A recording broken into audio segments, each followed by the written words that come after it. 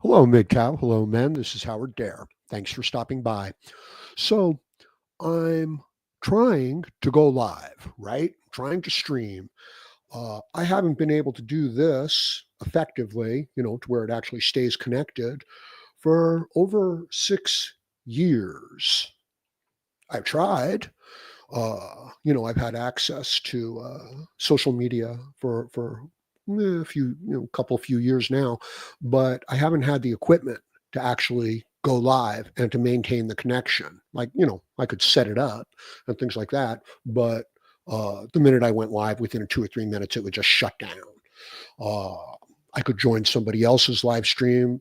A couple minutes after I would do that, the whole thing would shut down. So now it's the first time I've, been able to do this in a long time. And it's something that I used to really like to do. And I've missed it. It's a slightly different way of looking at things and doing things, in order to go live here, than recording the video. But my equipment wouldn't allow it, you know. I'm doing content, or I was doing my content on, like a small Obama tablet, right, from the government, which I hope you recognize, was just a means to deliver propaganda. That's why Obama gave away all the phones, so that they could start propagandizing the people with social media, and I've just been talking about this in some of my videos recently. A lot of people are upset, right, about the US AID situation. And of course, it is upsetting. Um, and, what they don't realize is that these were government psyops to destabilize foreign governments. We don't actually believe this stuff. I mean, nobody with their head on straight would believe any of this stuff. Men are not women. Women are not men. They're not interchangeable. You don't get to choose your own pronouns. Who are you to tell me, what pronouns I need to use when I'm, addressing you and regarding? It's madness. Okay. It's the control. It's an attempt at the control of language. It's attempt at, the ability to destroy human relations. This is the basis of our relationships. Okay. Men and women. That's it. So, you take that out of the equation, and now you've just got a bunch of soft, pliable, unisex creatures walking around wanting to be part of the group, So, yeah, that's what we're intentionally doing to foreign governments, right? But of course, it's being done to you as well with your own tax dollars. Charming, delightful, right? So it's not just an issue of, wow, they're wasting our money. This is upsetting. I didn't know they were spending money on these things, and I don't approve. No, it's, you didn't know they were spending money on these things, and they're using these things to destabilize foreign governments so that they can make more money. They're using your tax dollars to do it. And if there's going to be any opposition to what they're doing, like from MGTOW and men that are MGTOW, they're going to use the exact same tactics on the local population who is financing their power grab. It's a beautiful system, right? If you're basically Luciferian, right? It's perfect evil mastermind kind of situation. You gotta like that. So, as I said, I'm just trying things out, getting things started. It's going to take a little while to get the production up to speed and things like that. I'm just really excited that I haven't gotten disconnected yet. Right? That's all I'm looking for. Now, what I'd like to do, while I'm here and until I can start getting some input and feedback from my MGTOW brothers, is I want to summarize the things I've been talking about this week. What else am I going to do, right? So this week, Okay. My first video was, Is America Going MGTOW? With a big picture of Donald Trump smiling, an American flag, and my, icon, my avatar here, on the side. Because here's the way that I look at it. America has gone MGTOW. Not the rejecting of the standard gynocentric female relationship. Okay. Not that part. But what I'm hoping I can, get people to see is that this woke mindset, it's a gynocentric, feminized, weak, fearful mindset and way of looking at the world. In other words, we have to make everybody all equal. Nobody can offend anybody. Okay. It's feminism. It's gynocentrism. And it's that being applied to our government and to our social settings and our media. Okay. So these are the female tactics that women have been using on men thousands and thousands of years, generations. They are now used by our governments against our citizens with your tax dollars. And it's a female mindset. This is why you've got men on the left proposing tampons in boys' bathrooms. And this is why you have this new MAGA administration canceling all this shit by executive order, which is the way a man can do things, right? We don't need to form a committee. We don't need to have 6 months of, investigations. We just need to drag it out into the light of day, put it out in the sunlight, let the people look at it, and that's it. Now we take the action, a man's way. Anyway, hold on a second.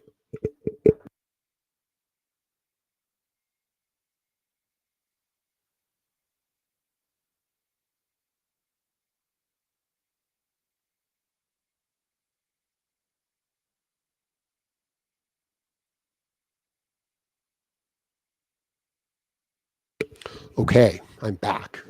Yeah, so, I'm operating here on a shoestring. The microphone is in my hand. It's not on a mount. Yeah, it's crazy.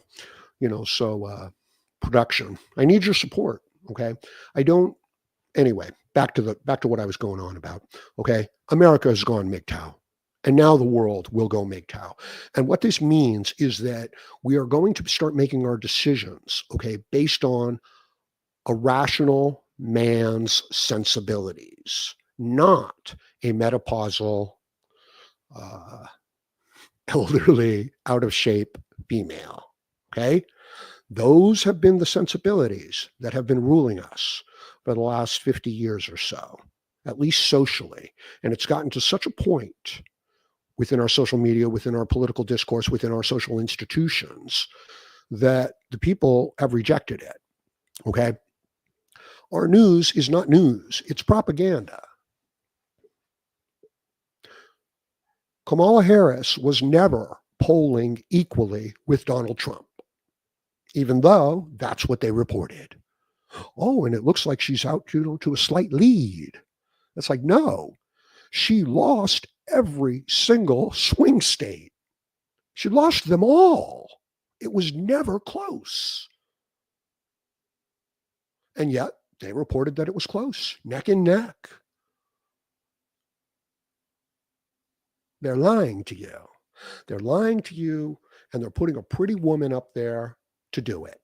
So as we're flipping through the channels, we see the pretty woman, newscaster. We stop on the channel.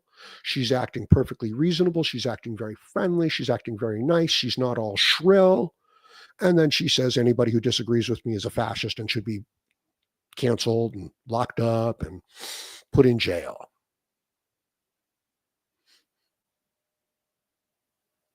Do we change the channel?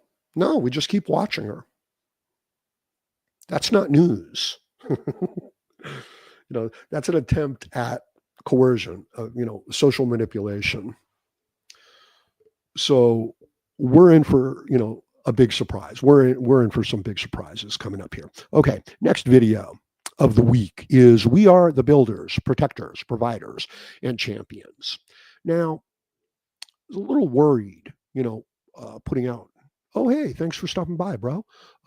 Denny Dream, big fan. Well, I'm a big fan of yours, bro. Well, I don't know, but I mean, the men who come around, we need to support each other. That's all there is. That's what it is.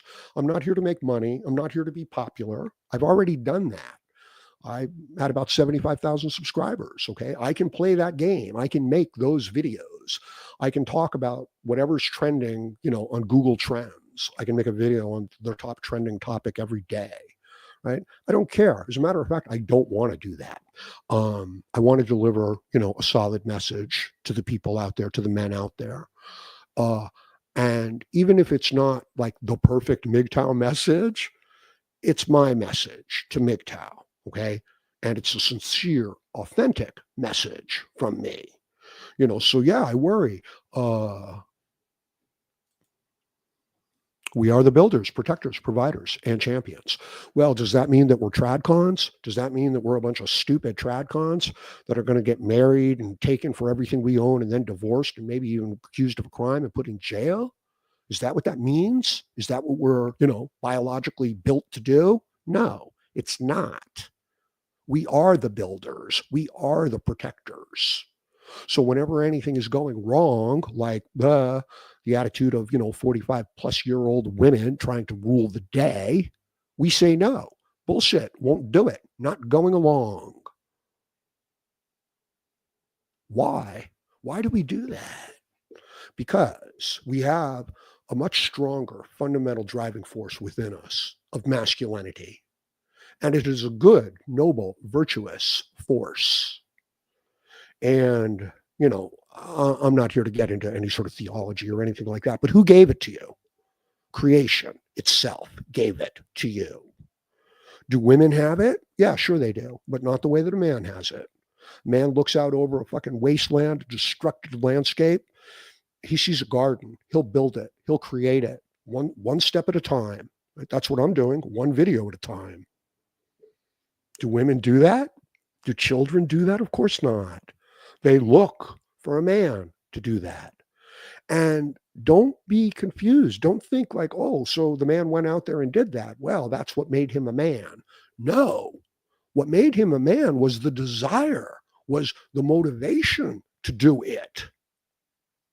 You are. So that's what you are. That's what you carry with you. You carry it with you as a gift from creation itself.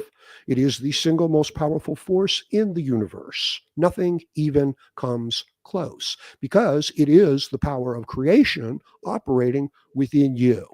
And you, as a man, are the only being in the universe that can take that energy and then can direct it towards building a prosperous future.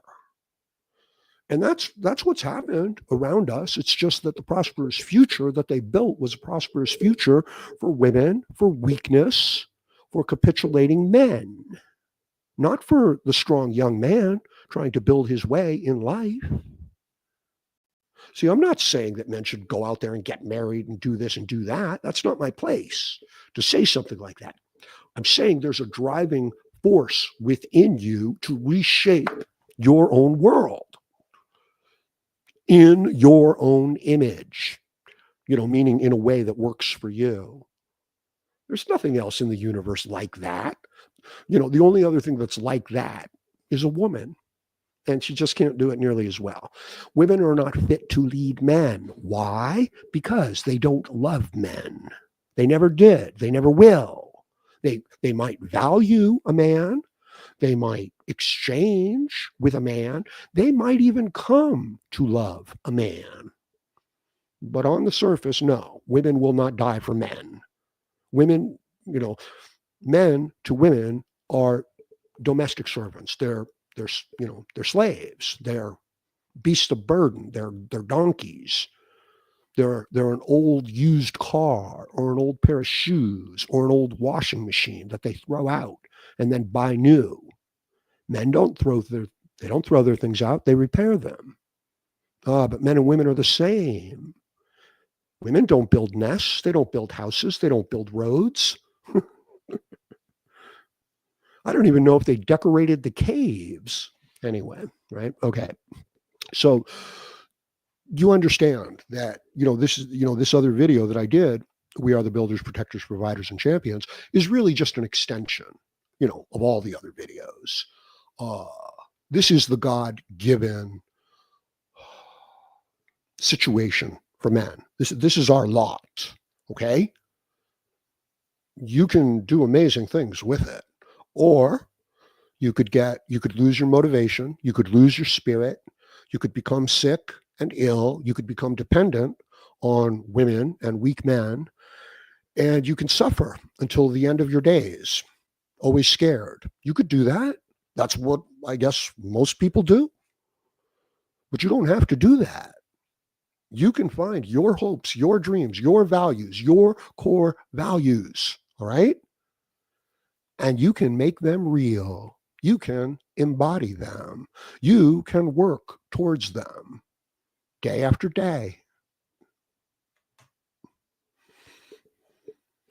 Do you think you would get some results over time if you were sincere in your efforts? I think you could. I think you could build a bridge across the ocean in that manner. I can't imagine anything that you couldn't do in that manner, short of, complete retarded insanity. Anything practical in this material world, if you put your mind to it and put your back into it and, don't give up, you reshape the surface of the world. You reshape future history. So that's what you are. That's what you're carrying around. Okay. Now, maybe right now you're hungry and you want some food. Maybe right now you're sick.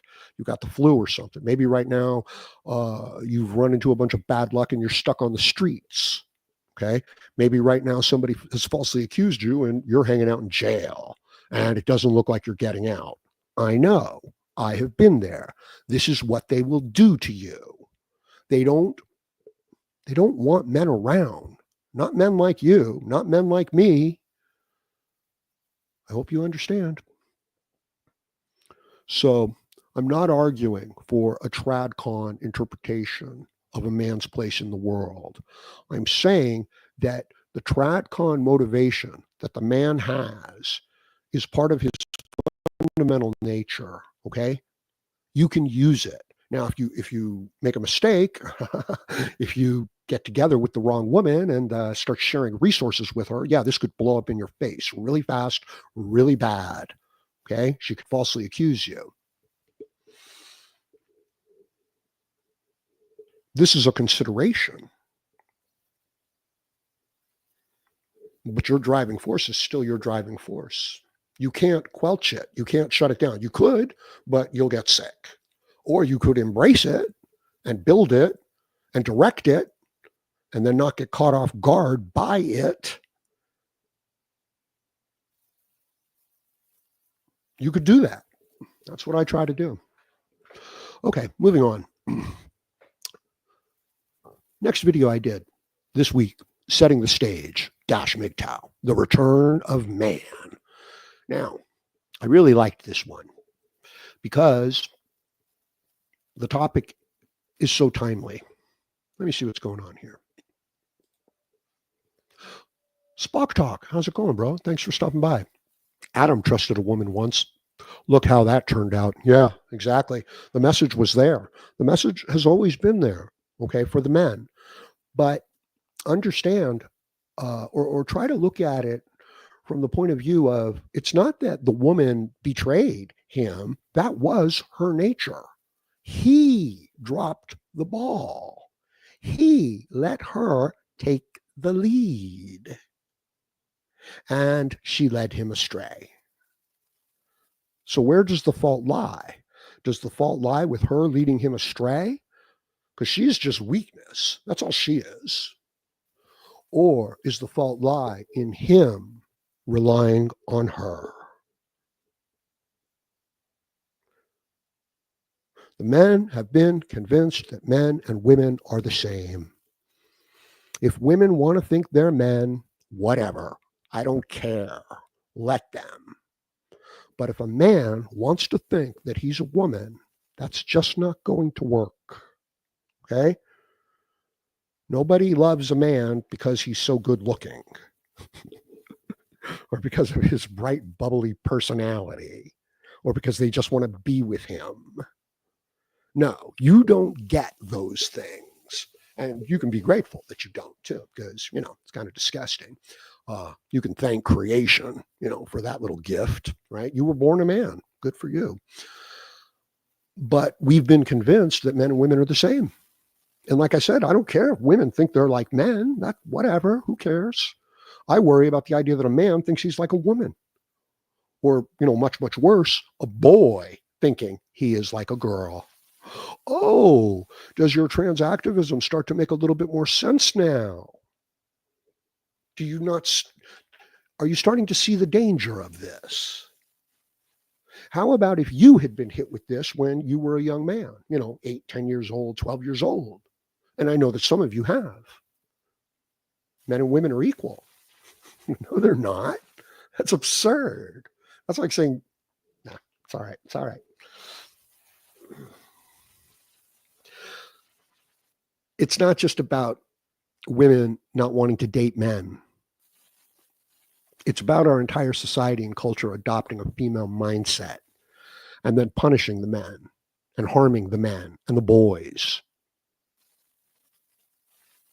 And then our entire way of life being determined by our greatest fears and weaknesses, not by our greatest strengths and hopes and dreams.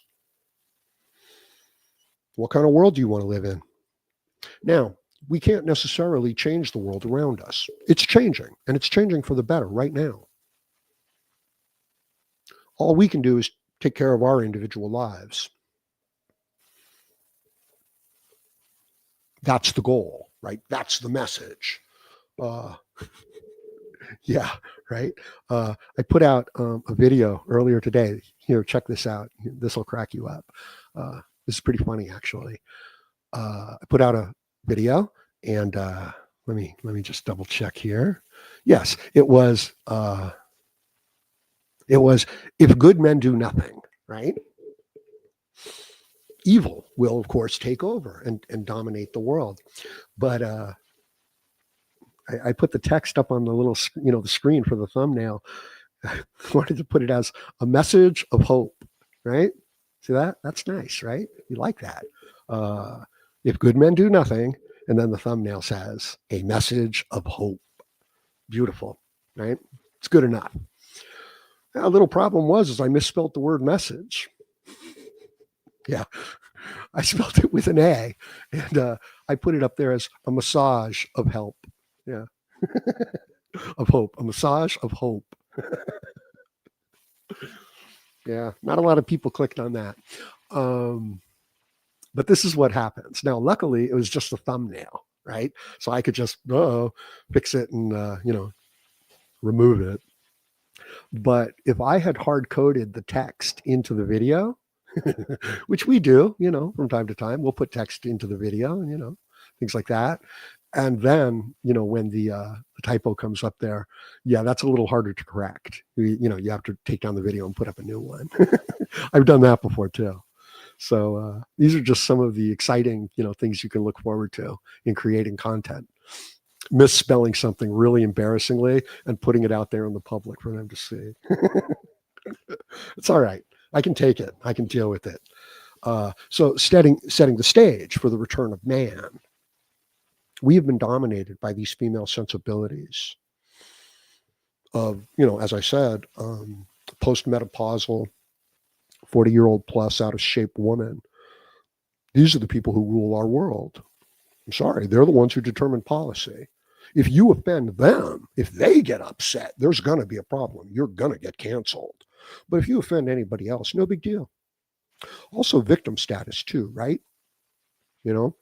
So the more unhealthy a person is, the more messed up a person is, the more social credibility they have. So, you're thinking, hey, you're the strong, capable, well-trained quarterback.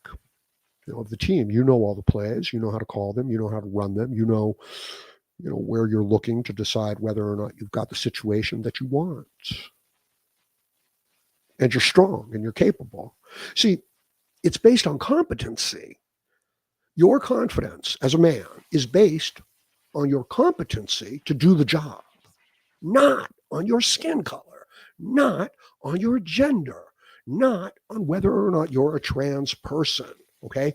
That doesn't help you fly the plane. That doesn't help you do the job. And yet, that's the criteria on which we are hiring people.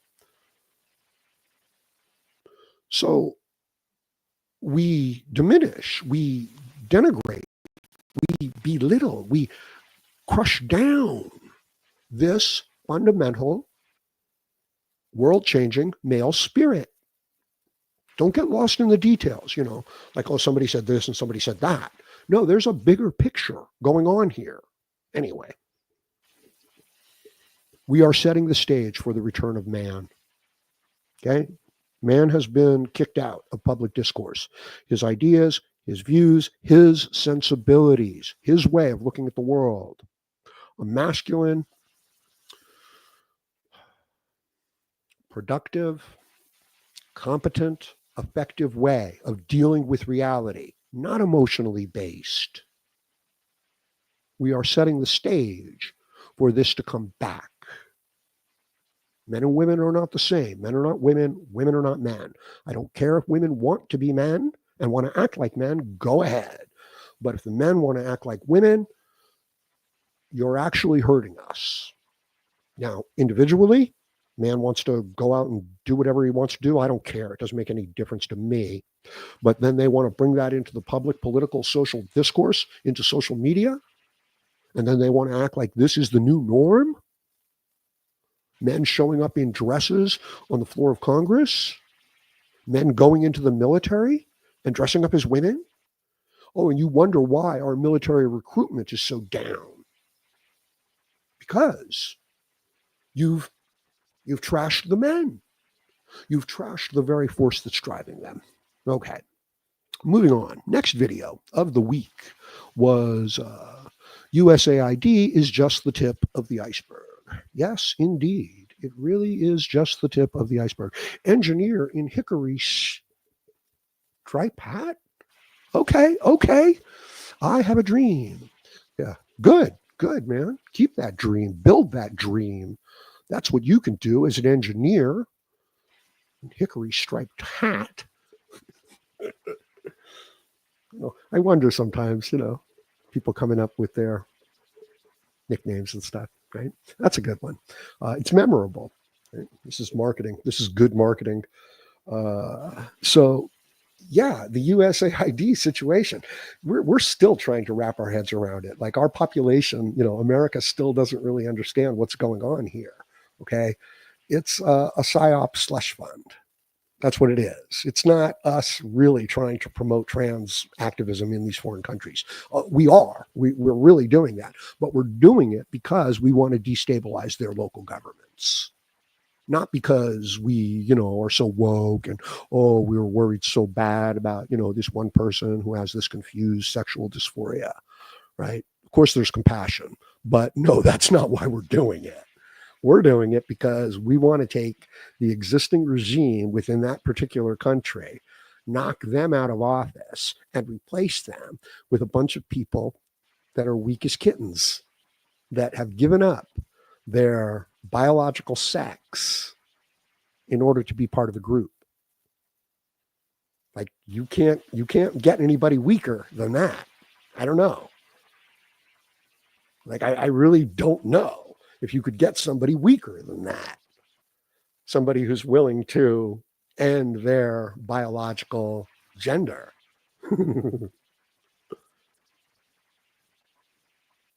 So that's what they're doing. Okay. And they're financing these things. Sorry. Like I'm doing this with a handheld microphone. Okay. They're financing reporters to go into other countries and to, quote unquote, uncover corruption. But they create the corruption. They find the people in political positions that they want to replace, that we want to replace, and they write hit pieces on them. And they publicly trash them and they cancel them. And then America gives the information to the local prosecutors who then come after the people. You tear them down, and then you put your people into those positions of political power or corporate power or media power. That's what US aid is doing. And these are just a couple of the little, psyop scams that they play. They finance musicians and artists to create art and music that tears down the general mind frame. Okay? You understand this, right? Like, we're not really out there saying, oh, we believe in trans. We're really out there saying we're going to take your population, get them to believe in being trans, and then we're going to replace you because we can control these people. This is what the Arab Spring was all about, although it wasn't about trans activism. It was about inciting violence within the local population against the existing regime. Okay? That's what this fund is, and there's many, many more. And they exist at a state level. They exist within our institutions as well. And it's being done to us as well. It's not just we're doing it to other countries where we want to have a change. No, half of our political population is doing it to the other half of the political population so that they can remain in power. And that's what all the Trump hit pieces were about. Now, this doesn't mean that there might not have been one or two legitimate issues in there. Sure, whatever. But, after you call somebody a fascist, 100 times for maybe tying their shoe, it kind of loses its sting. It loses its effectiveness. So all of this retardation and madness that you're seeing from US aid, it's being done to us with our own money. Our own music, our own media, our own movies, our own news broadcasts, our own print, our own trusted news media outlets. They're on the take. Or some, like the vast majority of it is, which again doesn't mean that there might not be one or two real things sprinkled in there. Okay. Moving on. Lockdown is here. Hey, Howard, nice to see you on stream. Thank you, bro. It's something I haven't been able to do for about 6 years. I tried to do it a little bit when I first was able to get online a few years ago, but I never had a connection that was stable enough to actually pull it off. So yeah, I'm real glad too. It's going to take a little while for me to get back into the swing of things, but I believe that this is the time. I really do. I believe that it's not about Trump, okay? It's not Trump. It's more about the MAGA movement. And it's not even MAGA. It's the idea that the American people are saying no to all of this propaganda, leftist, transactivism, cultural woke bullshit, and saying, no, we want to be able to be healthy, okay? This is why I'm talking to you guys about diet. This is why I'm talking to you guys about getting sunlight. Sunlight is huge, okay? Sunlight might very well be the single largest input for your health, period. Okay. Yeah. Food, that's a big one. Yes. Shelter from the elements so that you are not physically, materially destroyed by the elements. That's a big one. And then after that, sunlight might have a greater impact on your overall well-being than those other two, even though those other two, if you screw them up, you're dead, So it's like they're really important. Okay. There's a lot of things like this that might not be so difficult, especially in this day and age. But if you screw them up, you're toast. It's over. Like driving a car. Okay. It's not hard. Not hard. You'll get the hang of it real quick, right?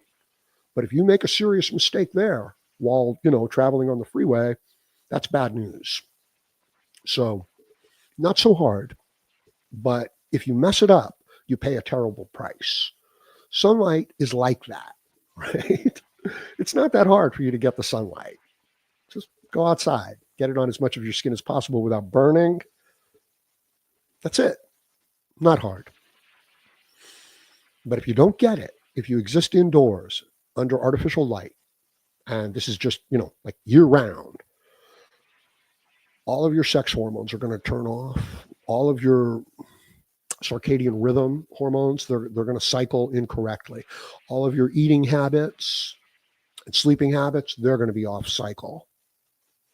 And it's going to be a miserable life where you could be actually working, within your own circadian rhythm. So it's a big deal. Now, what was I saying? Thanks for stopping by, everybody. I really appreciate it. I used to have, like 75,000 subscribers. And if I were to do a live stream, I could almost always get around like, 50 or 100 people. Not always, but mostly. And that was pretty cool. But then I got falsely accused by a crazy woman and put in jail for a while. I was never convicted. I fought it. I went to trial and stuff like that. But it took 6 years and I lost everything. Shit, what was my point? Oh, yeah. I'm okay, starting small. I want to build a group of the right people. Okay, men with the proper information, not for me, like I'm not going to, and then I'm going to mobilize the army. No, it's not like that. I just want the right message for the right people. I'm not too worried about being popular. Now, it hurts my feelings when it's not popular, right? That's understandable. It's like, oh, nobody's listening. But that's okay. The goal is not to say whatever I need to say to become popular. That's not the goal. The goal is to say what I believe is the truth and will be genuinely helpful for men, and let that lie where it lies. Let that land where it lands. Let that be the effect. In other words, I would rather have 5,000 people that I can deliver a meaningful message to that is impactful in their lives and positive than have 50,000 people where I'm just bullshitting them and they're just bullshitting me, but I'm still making some good money there. I don't want that. I've done that. Well, wasn't quite that bad, but you know what I mean. No, I'd much rather have, a smaller base.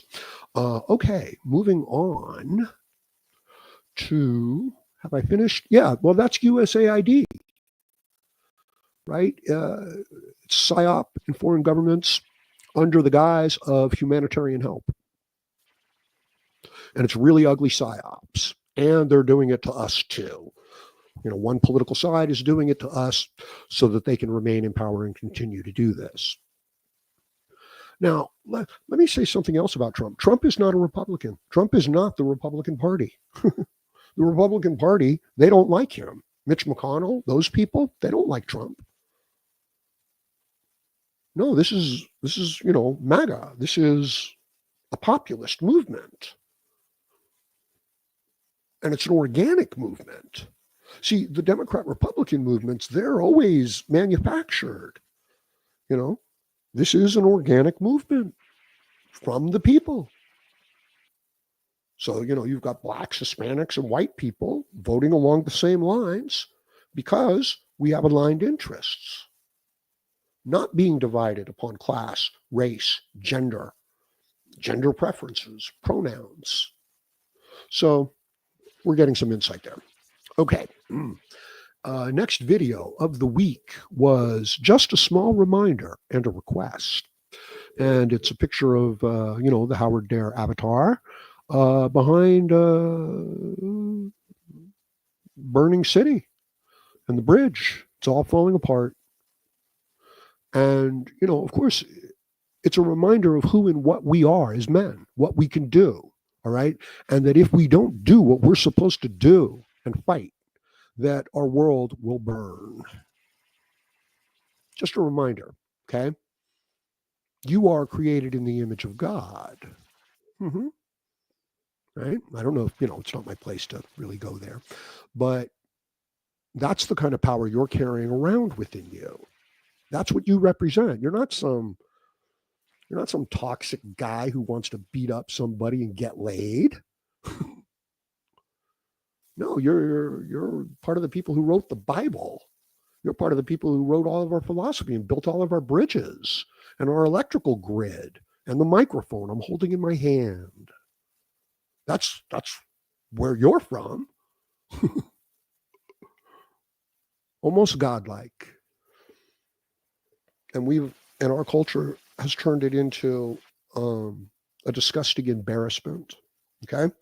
So I just wanted to give you the reminder of what you are, in whose image you are made, the kind of power that you are carrying around within you. Can you tell me any other being in the entire universe that's real that is anything like man? Hmm? Science fiction, right? You can make up a story. So there is nothing like man. The only thing that's anything like man is woman. And she's not as strong. And she's scared. And she's worried because she's giving birth. She gets pregnant. So she's not that strong. So there's nothing like man. There's nothing like the male force within the biosphere. You can even go into the plants, okay? They're evolving very quickly. The males are evolving very quickly to the conditions, to the environment. And if not, they're dying off. So whatever they're passing off to the next generation, you see, it is adapted and prepared to exist in that new environment. That's your power. Not this bullshit that the Democrats and the leftists and the women and the trans activists and the angry races have been feeding you. No, that's not what you are. So just a little reminder. Oh, and a request. I need your support. Please, if you can, help me out over there on Cash App. Look, here's the thing. If I lie to you, they'll pay me money. Okay? If I come out here and talk in a certain way, if I get angry that the women aren't dating you and having sex with you, and I act like that's what MGTOW is, they will give me so much money. If I come on here and I say, well, if a person wants to change their sex, I suppose that's their individual right, they will flood me with cash. They will promote my content like crazy. But if I come on here and I say, you are created in the image of God, you are carrying the force of creation itself within you. You are the adaptable, single, most powerful force in the universe that has ever been and will ever be. And you need to remember that and not take any bullshit and not give up on your hopes and dreams and not beg for somebody to give you a job, but you can go out there and build the industry yourself. And if you can have a few good men with you, a few friends that have got your back, that believe in you, what you're talking about, you can reshape the world and you can reshape human history.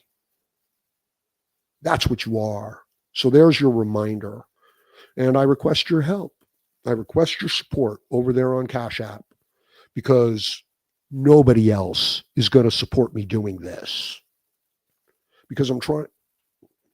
Okay, you understand. Okay, so that was just a small reminder and a request. Moving on, next video of the week. See, I'm doing a recap, and I want to tell you guys something, okay? You need to review. You need to recap. Anytime you do something, okay, your performance, you're done. You've gotten your results, okay? We need to examine exactly how fast you were going when you came into that corner. We need to know exactly when you tapped on those brakes. We need to know exactly when you got back on that accelerator. We need to know exactly when you lost the front end of the car. We need to know exactly when they blitzed and you didn't see it coming. We need to know exactly what you weren't looking at. We need to review. So if you want to get better at what you're doing, we review every performance. Could I have done it a little better here? Could I have stayed off the brakes another 10 feet? Could I have been a little bit more stable coming into the corner? I'm talking about Formula One racing. Could I have gotten on the accelerator a tenth of a second sooner? Should I have sacrificed this corner and gone in, lost a little speed here on this corner so that I could gain more speed on the exit of the outcoming corner? We review all of it. and then we improve. Okay. So USAID, transactivism, psyops, and government destabilization. Geez, I actually put that out this morning, just 4 hours ago.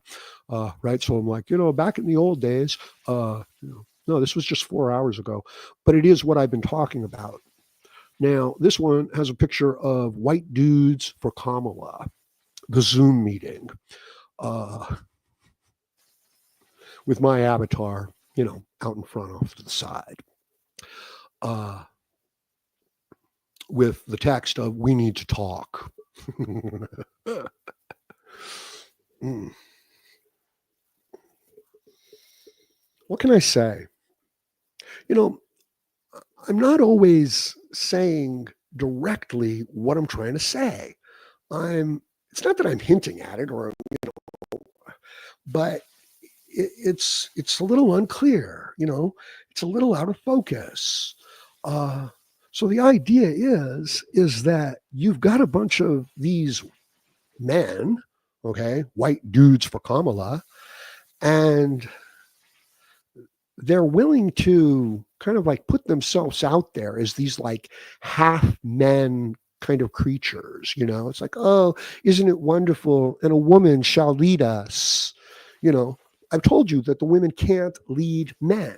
They cannot. They don't love men. They see men as utilities. So if a woman is in charge, you're going to war, okay, and you're not coming back. And if they can't lead men. They don't love men. They don't care about men. They use men. They manipulate men. They can come to appreciate men. They might even come to love the man. I don't know. I've never known it, right? Yeah. Has a woman ever looked at you and said, "I love you"? That wasn't your mother or your sister? I'm sorry. And if she did you believe her? And if she did she say it right after you gave her some expensive gift? Do you think she would die for you? You know what I mean? It's an absurd thought, isn't it?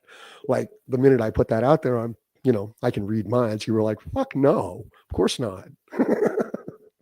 What are you, crazy?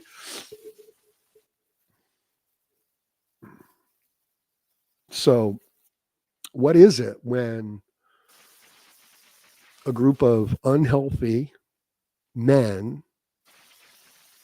line up behind a woman and say that she will lead us, when on almost every level, biologically, psychologically, emotionally, outright physical security, they know she can't lead shit. Do you remember when you were a kid in elementary school and a substitute teacher would come in, how you would evaluate that teacher, how quickly and how easily it happens? You can tell by looking at them, can't you, whether or not this is a stand-up, strong, healthy person. The child doesn't know it, but they sense it. So I could tell when a strong, decent person was coming in as a substitute teacher. And when they did, I paid attention and I was respectful. And I could also tell when a weak, unsure, damaging, hostile creature came in as a substitute teacher. And I would fold my arms and I would start looking out the window, and I would not listen to that person. So a weak woman cannot lead you. A weak man cannot lead you. I'm currently existing. I got wiped out. I got falsely accused. I got put in jail. Lost everything. Da da da da da. I'm currently existing in drug treatment centers, programs, and the people. They've got a lot of problems. They've got a lot of trauma that they've been through, and some of them fresh out of jail, fresh off the streets, serious trauma. And I get to listen to these people, these peer-to-peer counselors who are trying to facilitate guidance and help to these people on the fringes, at the bottom, dealing with addiction, homelessness, incarceration. whatever, all those types of things. Brought on through a life of trauma, neglect, deprivation. It's not even like you can sit down with them and talk them through their problems. It's really severe. So I'm listening to these peer-to-peer support people, right? And they suck. They don't know shit. They themselves are horrible, maladapted addicts, but they're reading from, like a book or a worksheet. And what it comes down to is, can a person teach you how to do something that they themselves can't do? Maybe, right? Uh, so, I've got these people who have no discipline, who have no strength, who have no health, who have no emotional stability, who have no emotional resilience, who have no personal integrity, um, who just want, some free stuff. And they're telling me, or trying to tell me and trying to tell other people how to look at the world. And they're stuttering and they're stumbling and they're mispronouncing and they're telling jokes. Yeah, watch out for social jokes. Okay. Something is going on there. You ever notice maybe you come into a meeting and maybe you're going to be discussing dealing with addiction? But within a very short period of time, it devolves into just a bunch of bullshit and people chuckling and talking about their past experiences and telling jokes. That's not an accident. That's not just like, oh, well, that just happened. No, there's something very significant going on there. And what it has to do with codependency. It has to do with a kind of emotional manipulation and entrapment. So the group has an agenda. They're going to talk about addiction and how to overcome it and how to rebuild your life and recover. But some of the people in there, they don't want that. They're not interested in that. Okay. So when they come into that room, they come in loud. They come in listening to music. They come in engaging in extra social activity. How you doing, man? Good to see you, bro. Oh, it's been so long. Where you been at? Okay. They're upsetting the existing agenda. All right. Now they start to tell jokes and laugh. Okay. And you think they're just telling jokes and laughing. No, I mean, they are. But what they're also doing is they're checking to see which people within the group laugh at the joke and go along with them. And if they can get a majority of the people to go along with them, your uh, counseling session where you're trying to help people deal with addiction and recovery and rebuilding their lives evolves into just complete stupid, retarded, gibberish madness where fat people who like to get high and tell jokes are essentially running the show, or where a bunch of elderly postmenopausal 40 plus year old overweight women are running the show. So these little exchanges that we have socially, these little snippets that we get on the news broadcast where somebody takes a shot at somebody else, okay? These are not small things. These are not unrelated things. They have an agenda behind them. So I would suspect that you feel that, that on some level, because I did, right? It's like something's going on here, right? Somehow we're just getting dragged completely off course. And I can't really fight it, or I can, but it doesn't seem to work. So I really appreciate, my my opportunity to talk with you guys. It is an honor and a privilege. I was in jail, right? County jail. That's what they do to men. And I was talking, with the other men from time to time, right? There's really not much else to do there. It's not so bad. And some of them were like, hey, you sound like that guy that I used to listen to on YouTube. And I would say to them, hello, MGTOW. Hello, man. This is Howard Dare. Thanks for stopping by. So today I want to talk about current political situation. They'd say, holy shit, nice to meet you, man. You really made a difference in my life. What was my point on that? Well, if we don't know how to do something, if we don't embody something, we can't teach it to somebody else. Can a scared, weak man teach his son how to, be a brave and courageous young man? And independent of the boxing lessons that he might try to give him, do you understand that the teaching and the transmission is happening just by the character and the nature of the people interacting? That if the father is weak and scared, that no matter what he tries to teach the son, he's always going to represent weakness and being afraid. And we follow what people do, not what they say. So, can a person who does not have a quality or an ability or a skill teach you to have that skill, that quality, those abilities? Perhaps, but generally, no. And it doesn't work that way. Okay, moving on. Wait a minute. This is great. You know why? Because I haven't been disconnected. Okay. No, let me check. Let me check what's going on. Hey, AP 530 is here. Wow. Women love attention now, not men. Thank you, bro. Look, I appreciate all you guys hanging out. Now, I don't, know all of you by name. I know plenty of you by name, but I know that you've been around and you've been listening to my content. You've been commenting on my content, and I really do appreciate you. Like I said, I'd rather have a smaller channel of people who I can communicate an authentic, impactful message to, and I don't get any money out of it, than I would to have a huge channel where I'm just spinning my wheels and flapping my lips and becoming popular.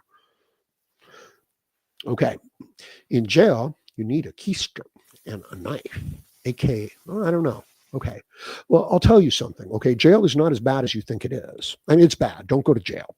But it's not the other men that are the danger. The other men are stuck there like you. And generally, they're not looking for trouble. They're bored. So, don't give them too much of an opportunity. But the other men are cool. The prison guards themselves, the prison staff, they're not bad people. They're just people working a job. They're not there to torture people or anything like that. Um, they can, help and not break the rules. They're cool. Some of them are outright friendly. Some of them are outright, good people. Although you can't make friends with them. Okay, you can be polite and that's fine, but no, you can't really make friends with the guards because then the other inmates will tear you to pieces. So there are some rules. The danger is the system itself, the unrelenting, it's like a water torture, right? Just that drop of water hitting you. It's like, well, a drop of water is not going to hurt you, is it? No, it's not. It's no big deal. But after 10 or 20 hours, yeah, that one drop of water is really going to hurt you. So just being there, just being within the institution where you don't have any rights, where you are subhuman, where other people lord over you, where you don't eat, you don't sleep, you don't go out, you don't read, you don't do anything except when they tell you to, when they allow you to. It's not quite that bad. You know what I mean? Like, yeah, there's some freedom in there. Another thing worth mentioning is that some of the men get strong, get healthy in prison. Some of the men benefit through the structure and the actual loss of their freedom. I know it's crazy, but with their freedom, they destroy themselves. And then with the structure and the loss, the lack of freedom to indulge their negative impulses, they can sometimes get back in touch with themselves, right? So I look at it as a benefit. I look at it as a strengthening tool and something that facilitates a reevaluation of one's life and one's goals. Now, of course, the danger is that they lock you away for the rest of your life. They use false charges. They use, the sensibilities of women. That's what was condemning me. It was the sensibilities of these fat, elderly women. They knew who I was, the legal system. They knew I was Howard Dare. Right? The whole thing was basically generated out of certain people finding out that I was MGTOW and so outspoken. It's crazy. Uh, anyway, right? One time I was sitting in a group, group therapy kind of situation. And the facilitator themselves, this is a person hired by the state to come in to the prison to then work with the inmates. Yeah. And he was like, "Hey, you sound familiar." And I was like, "Yeah, hello, MGTOW. Hello, man. This is Howard Dare." Uh, and then while I was in jail, I was so anxious to speak, just like I'm doing now, right? Even though I'm not saying much. It had become such a habit for me that I started organizing biweekly talks that I would give to the prison inmates, and I was one of them. Um, so I would go around, we had a lot of artists and a lot of tattoo artists there. And I would say to them, "Look, I need you to make me a little poster, a little flyer. Here's a piece of paper. I wanted to say, Howard Dare Talks, right? Dare Talks, uh, how to get along in prison, right?" I didn't know shit about it, but I'm up there, holding a class, right? So I'm putting up the posters around the pod, 4 or 5 days in advance. The prison has allowed me to use one of the rooms that we have off the pod, kind of like a classroom. And there I am doing the whole MGTOW talk thing in jail. And it went fine. It went good, right? You'd be surprised, though. There's a lot of blue pill men in jail. A lot of tough, strong, angry men. And they're blue pill men. They would die for their mothers. You say anything bad about their girlfriend or their sister, they're coming after you. So I had to be careful, the way I spoke. But I had to. I had to talk. I had to vocalize. I had to verbalize. There's a great aspect to social media and us interacting with each other like this. In other words, when I'm done doing this, my health will be improved today. I know it's very cool.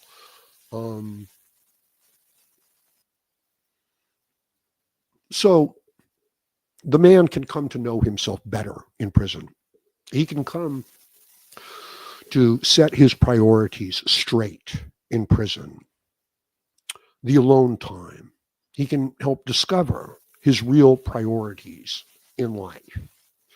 And I'll tell you, one of mine was to be able to sincerely speak with the men who are suffering and dealing with this social contagion situation that we're dealing with right now.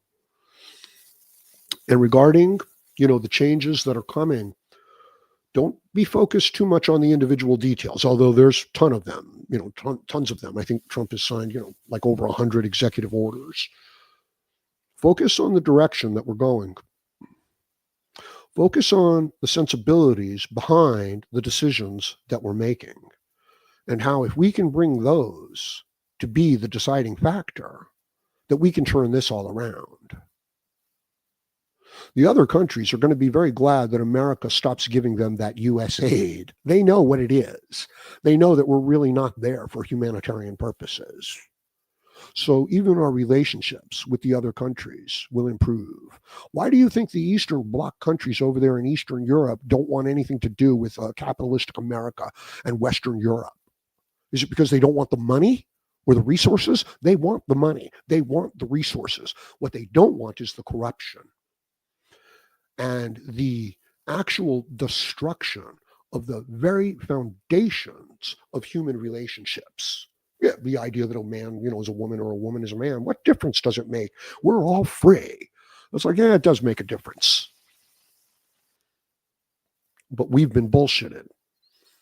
Okay. So thanks for stopping by, everybody. Let's see. Here, I can read this one. AP 530 says, men are thrown in jail while women are on YouTube in a bikini throwing a frisbee for 800,000 views. That's exactly right. And if a man will come on here and talk about how cool those women are and how he agrees with them, he can get himself 80,000 views. And the platform will promote his content and his situation. Now, Progress is happiness. Dopamine makes us want something. I want that money. I want that money. I'm going out to get that money or that food or the girl or the job or the car or whatever. And we go after it. And the drive is strong. But then maybe we hit some setbacks, okay? And we're like, oh, shit, I don't know. I don't know if I'm going to get the food, man. And then we start to lose hope. The dopamine starts to go down. We start to lose our motivation.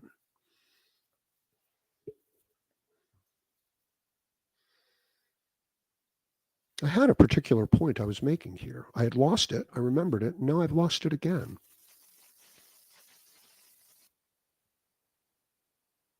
Well, they're certainly killing the ambition of the men. I can tell you that much.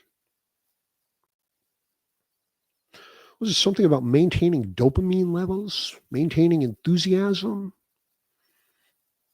using emotional interruptions to mess up that process? Was I talking about you protecting, that process so that you could make it grow?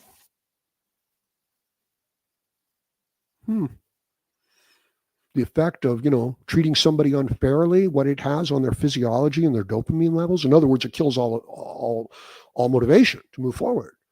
So it's like, the men are not getting married. They're not having children. The women are not having children. It's right. All of our motivation for everything is being destroyed because we're being cheated and treated unfairly. It'll come back to me. Oh, okay. Yeah, right. There it is. Thank you, AP 530. The men have had their motivation taken away. They're rewarding people for applauding and holding the government propaganda line. Now, does that mean that Joe Rogan is a propagandist? No. This is actually, an organic, well, not completely, but you know what I mean? This is a genuine, people like listening to him. They can't control that, but most of the other stuff, it's manufactured. Wait until you get the details on our Cuba operation with USAID, right? They set up a social media site over there, and they started bringing people in. They had to do it through a Cuban company, so they had to get a couple Cubans to do it. Had to give them, many millions of dollars and all the technology to do it as well, because they weren't that smart. In building this social media platform, right, and then bringing the people into the platform with their particular trending topics, right? Reading the analytics of what all their people are clicking on, manipulating their feed to enrage and to radicalize them, getting the platform up to about 100,000 people, then doing the analysis of how many potential radicals they have on the social media site, then feeding them the very particular individual news feed stories that they need to be triggered, with the idea of creating a mass violent movement in the streets of the country. And it turns out the trans activism is like the number one topic to get the people on. And they're doing it in our own country with our own tax dollars to us right now on this very platform. You're welcome. That's the surprise you've got coming. That's the surprise the American people have coming. And I don't know. The Democrat. Many of these people really are the useful idiots referred to, by Yuri Brezhnov. And again, when the people come into the gulags, This is Russia. Uh, the inmates can tell that the person still believes in the state, and that person cannot be trusted. They can't be brought into the group because they will betray the group for the state because they still believe in the state. And until they get strapped down into a chair and kicked in the balls repeatedly, they will continue to believe in the state. And they could tell, like they could, a new inmate would come in and they would be all like, I was not ideologically pure enough, but I will become so. And they would be like, no, no extra food, no cigarette, no help, no tips on how to keep your razor sharp, nothing. And then that person would get broken. They'd be tortured, they'd be broken, they'd be beaten, and they would realize the state doesn't care. They don't have these values, and that they are alone, and that the only people that they have are the very people with them in the cells, and that those are their people, and that that's who they have to be loyal to, and that is their group. That is what many of our American brothers and sisters are going to have to experience. And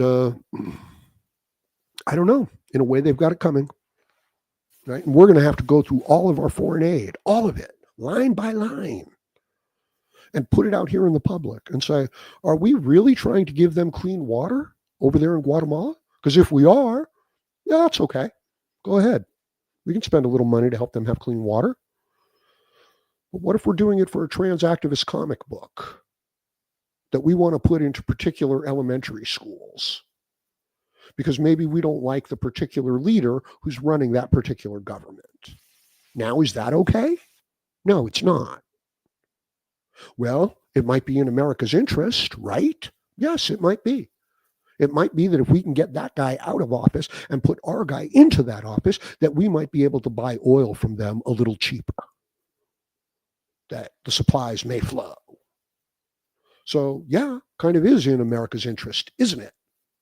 But it's not, is it? I mean, it's too dirty. It's too ugly. Like, let us pay a little bit more. Let us get a little less oil.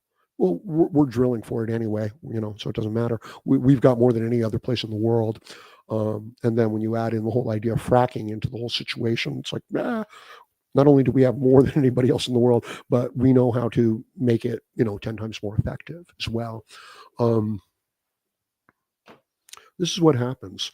I go off on one point and I lose the tangent of my other point. I lose the direct point there. Anyway, it'll come back to me. And this is the beauty of doing what I do, is that I just get to do this. Like I can come on again later on tonight. Well, this is awesome. This is totally awesome. I've got 17 people here. Thanks for stopping by, everybody. Hey, Mr. Sammy, thanks for stopping by. And my connection has maintained its stability. For doing the live streams, it's the upload speed that matters. So, I was out in Surprise, Arizona. That's where I was. And, excuse me. And the closest store to me to buy food was 6 miles away. Right now, if I had a car, it wouldn't have mattered. But of course, I didn't have a car. If I had a bike, it would have helped. But I didn't have a bike. So the only thing I could do was walk in the desert 6 miles, buy my food, which I didn't have any money for, but a little bit. Thank you, MGTOW. And carry it back. Now, understand that,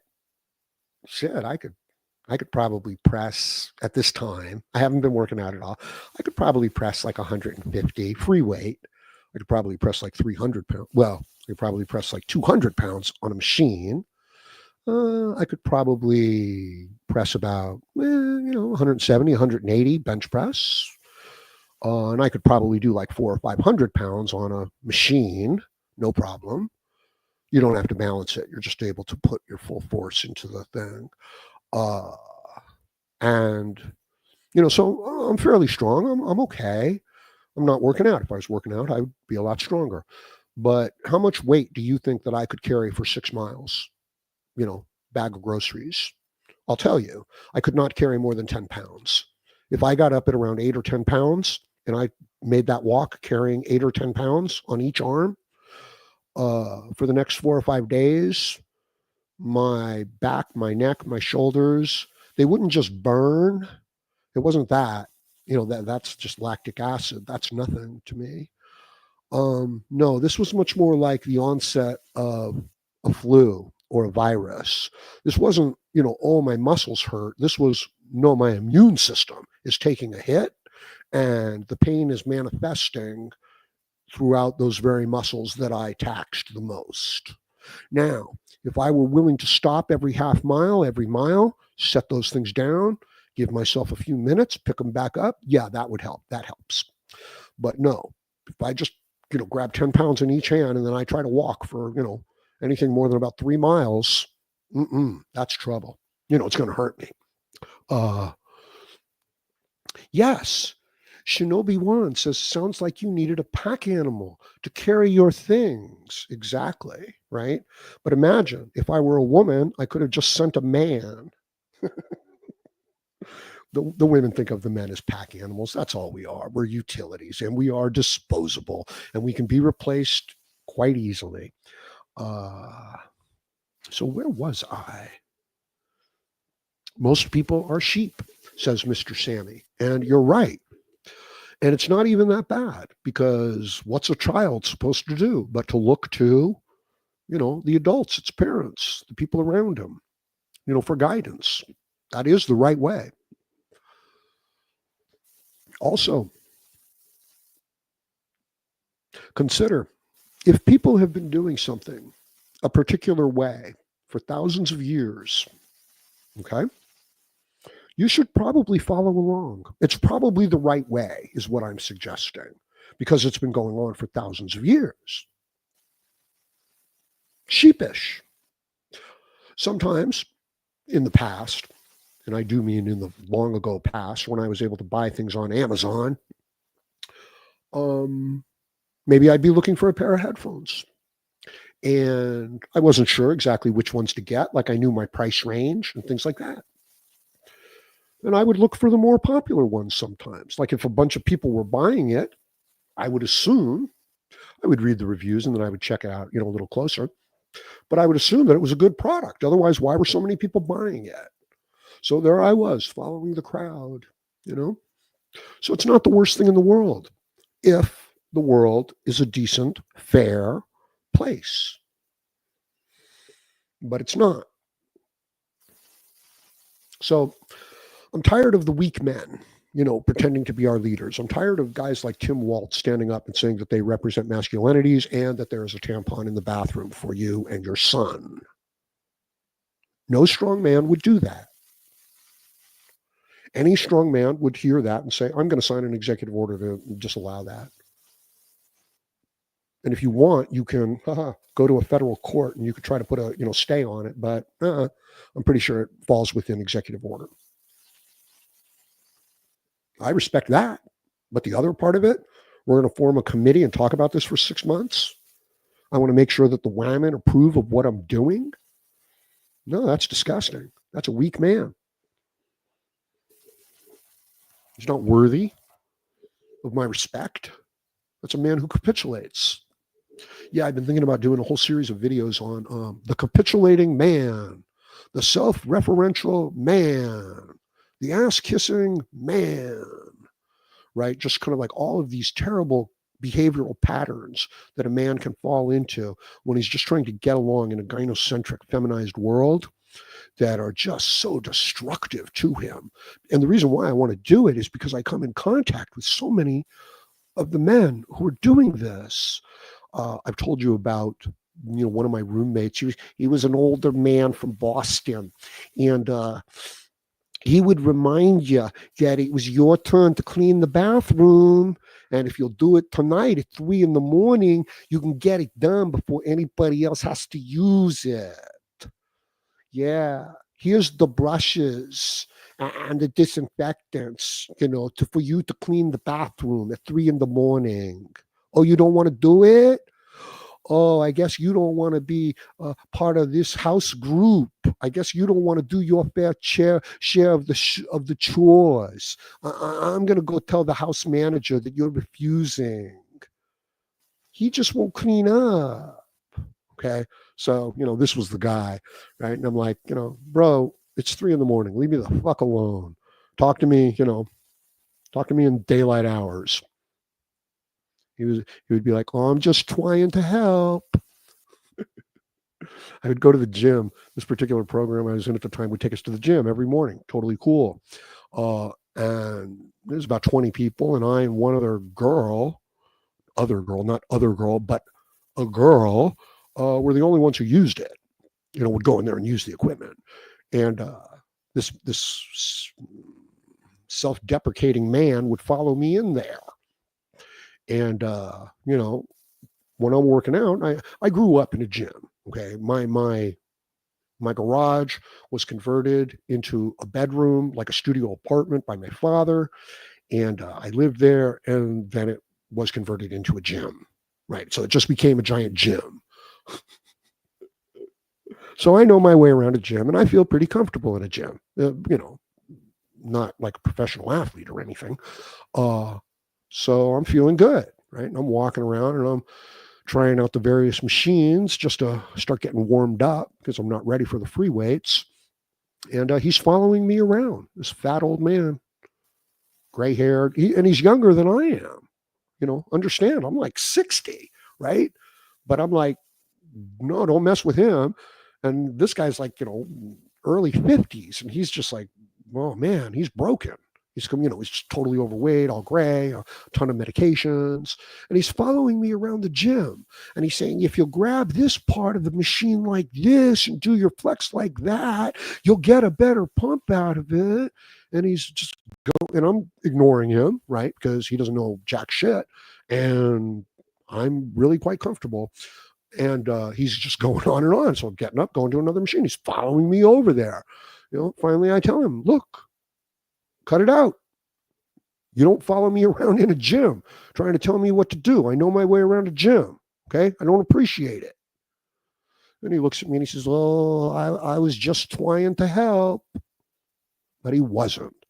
He was trying to make me small. He was trying to act like he was a big shot. He was trying to act like he was a big man and that I was a little man. And I wasn't trying to do that to him. I was just trying to work out. He was trying to make me look bad because I wouldn't clean the bathroom at 3 a.m. Okay. So this is the self-deprecating man, the man who always wants to help, the man who always is willing to give everything. Oh, you need your backyard cleaned up? I'll come over there and do it for you. And he's not doing it because he's a good man who's trying to help somebody. It's not like, the person he's trying to help just broke their leg and needs the help. No, no, no, no, no. He's just willing to subjugate himself and to put himself down there. And then he's looking at the other men and saying, oh, if you don't do this too, I guess you're not a good man. So that's the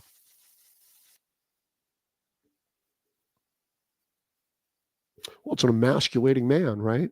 You can imagine that all the elderly women, right, are like, applauding his efforts and saying, yeah, that's a perfect kind of man. And I'm looking at him and thinking to myself, poor guy, he's going to be dead in a few years, physically, health-wise.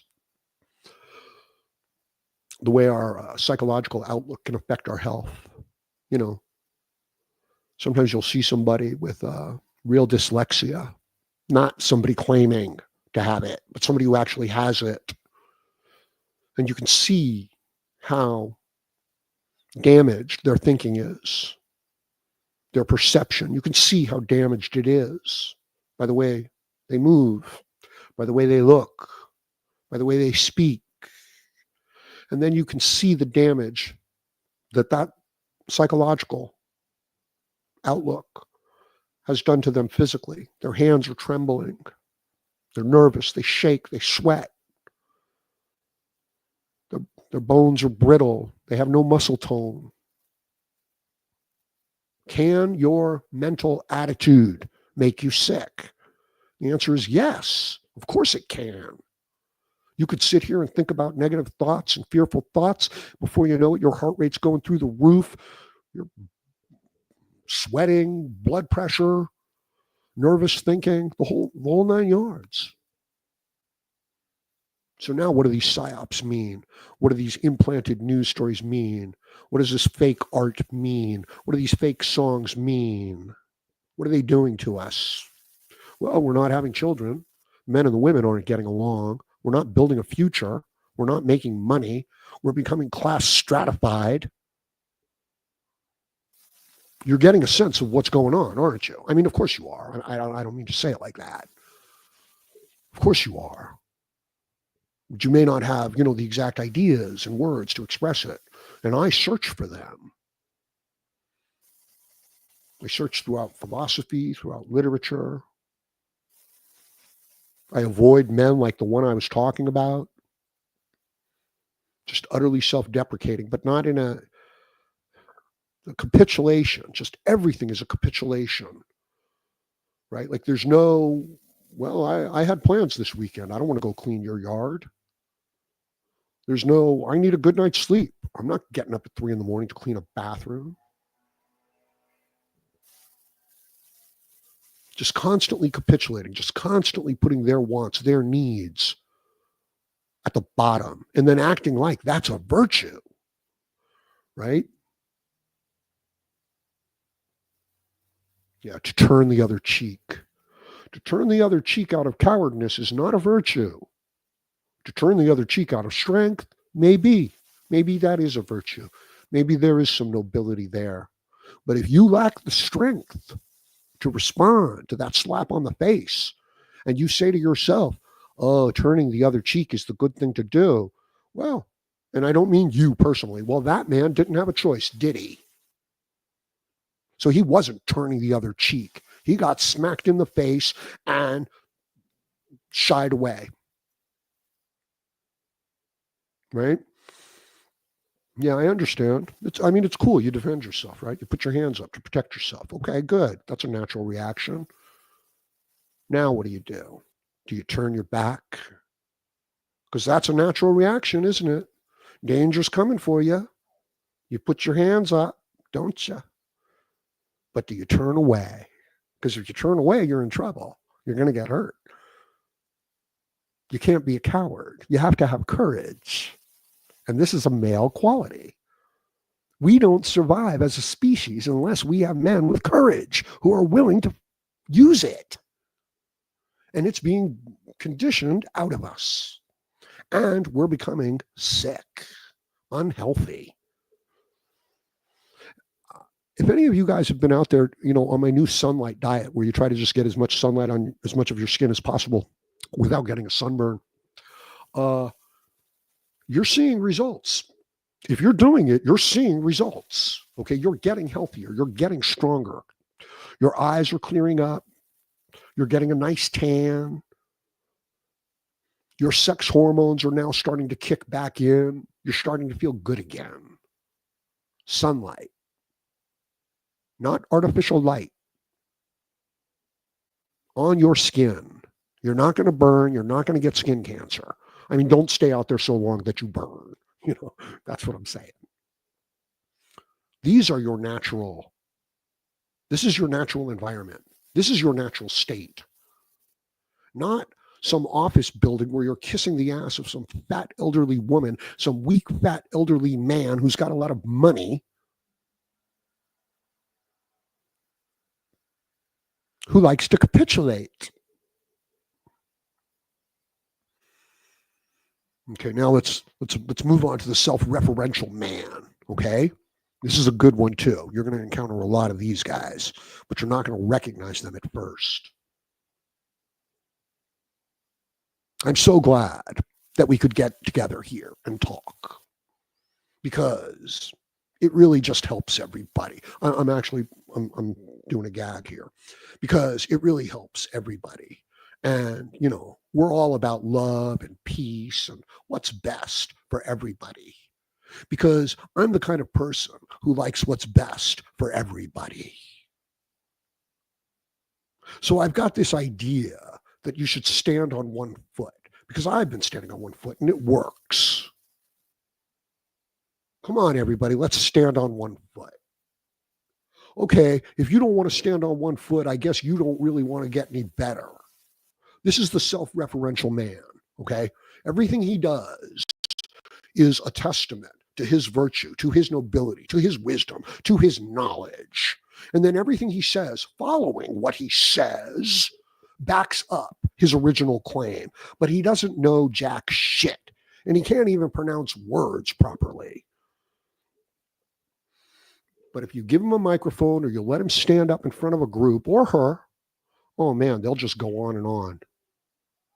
I wonder where they got the idea that they could do something like that. They got the idea listening to YouTube videos.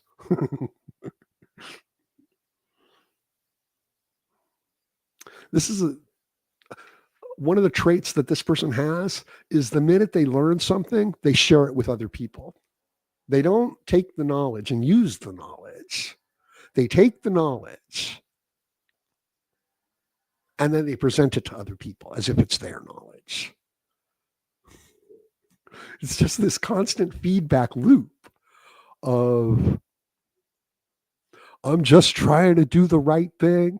I'm just doing the right thing. And whatever I do is the right thing. And therefore, you should support me in doing the right thing. But it's not the right thing. It's completely misguided. This is the self-referential man. Okay. This is the person who doesn't have a high school diploma, but wants to read to you from a college textbook, who doesn't know what he's reading and then acts like you're stupid because you don't understand it.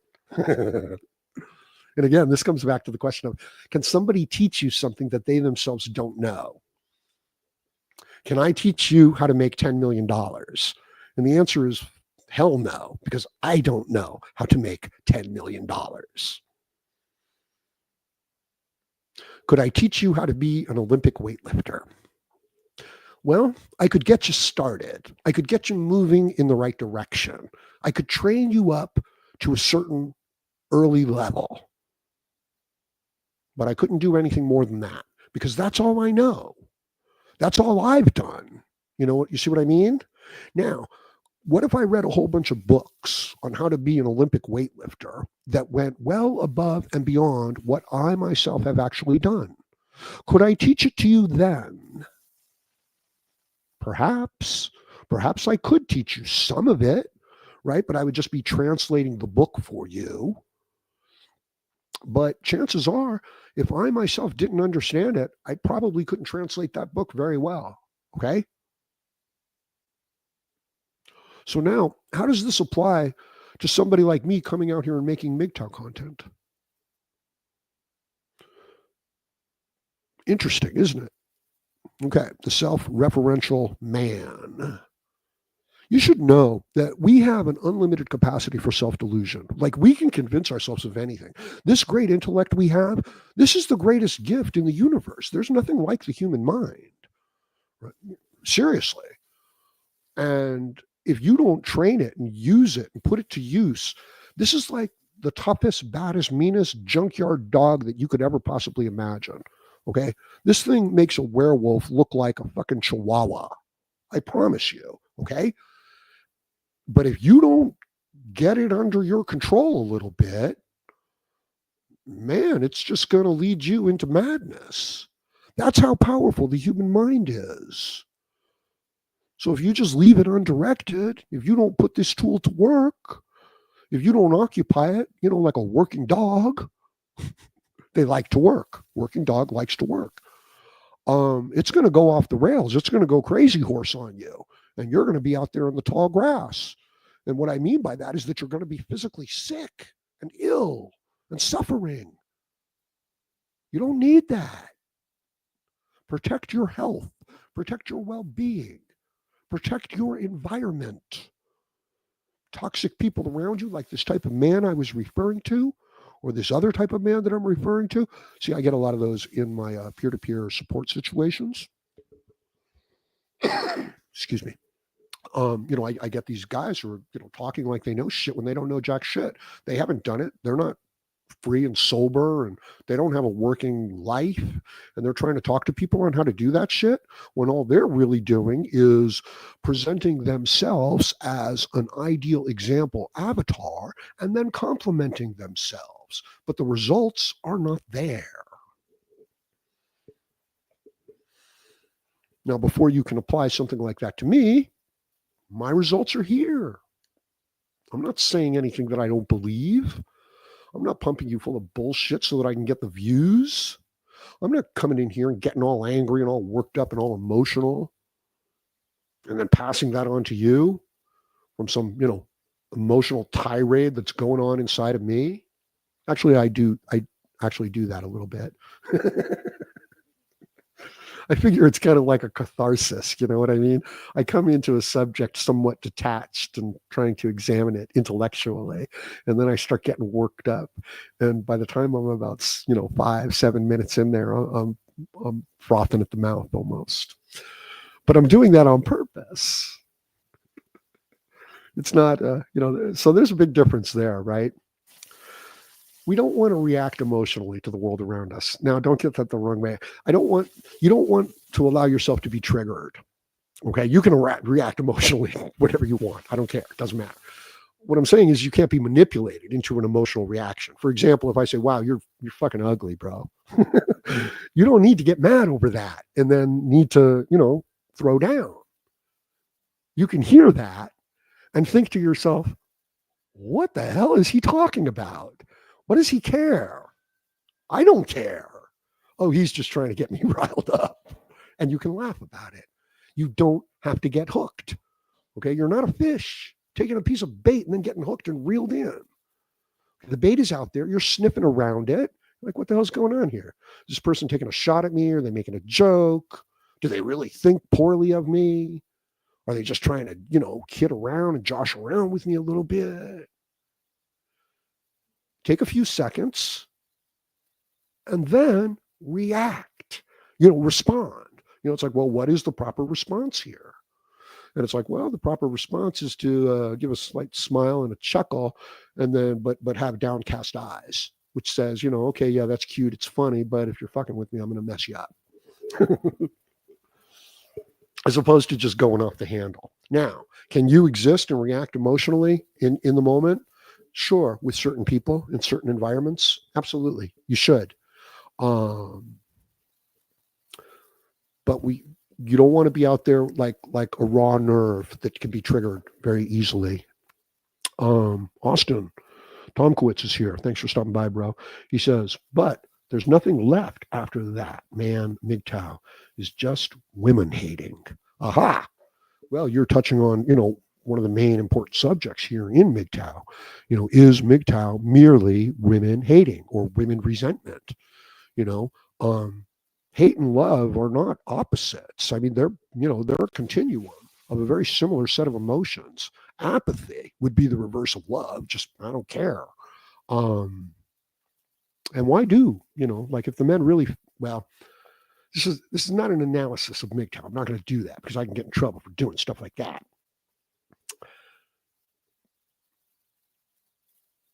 If a woman is true to her nature, which is hypergamous, and she doesn't value men very much, they are largely disposable. If that's the way she is, okay, why are you getting angry at her? What's to be angry at? If snakes bite you, if that's what the snakes do, and a snake bites you, what are you like? Oh my God, that snake bit me. How dare that snake bite me? Who does that snake think he is biting me? What the hell? You're the one who went to the snake and the snake bit you because snakes bite people. Right? So Adam and Eve sitting there in the Garden of Eden and, having a good time, maybe watching the Super Bowl. And, Eve comes to Adam and she says, wow, you really got to try this. And Adam says, any other thing, I'd go along with you. But I've been told that one thing I'm specifically not supposed to do. And she says, no, it's great. You'll be fine. Don't worry about it. And he says, okay, I'll go along with you. I will take your ideas, your view of things, and I will adopt them to myself.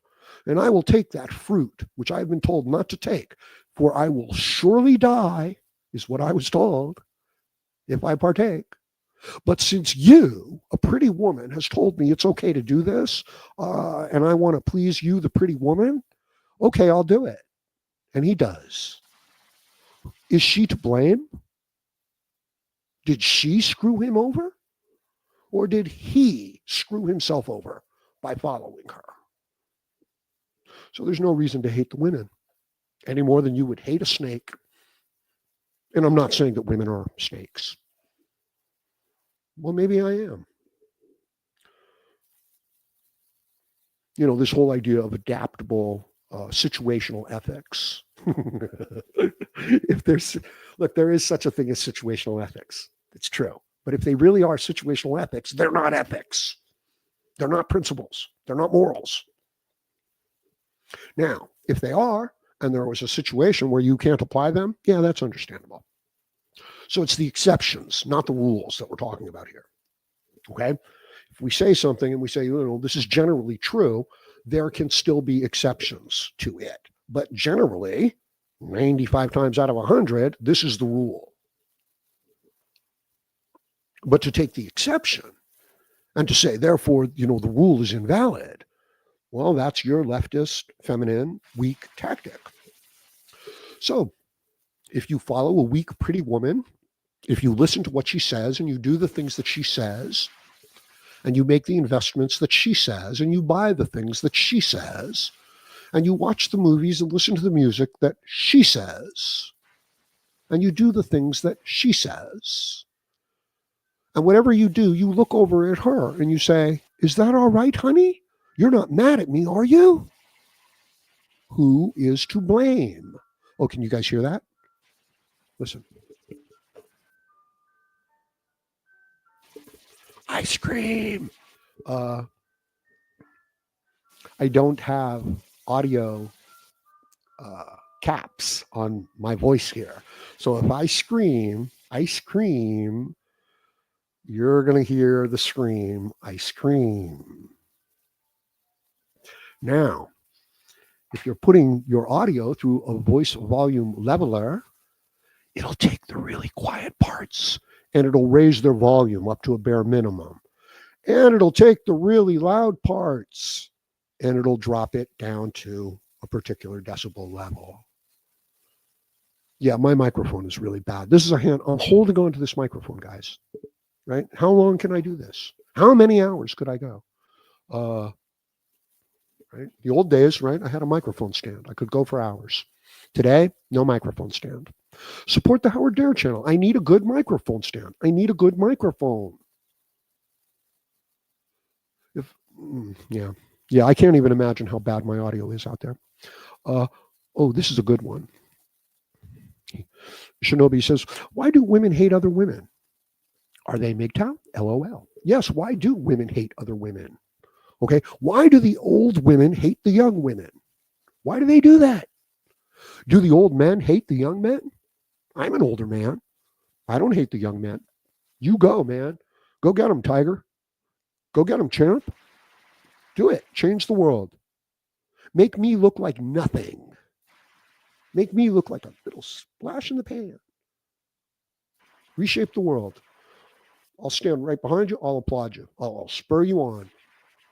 And if you become rich and famous and everything like that, I'll say to myself, well, I might have liked to have gotten some of that too, but there's no hate.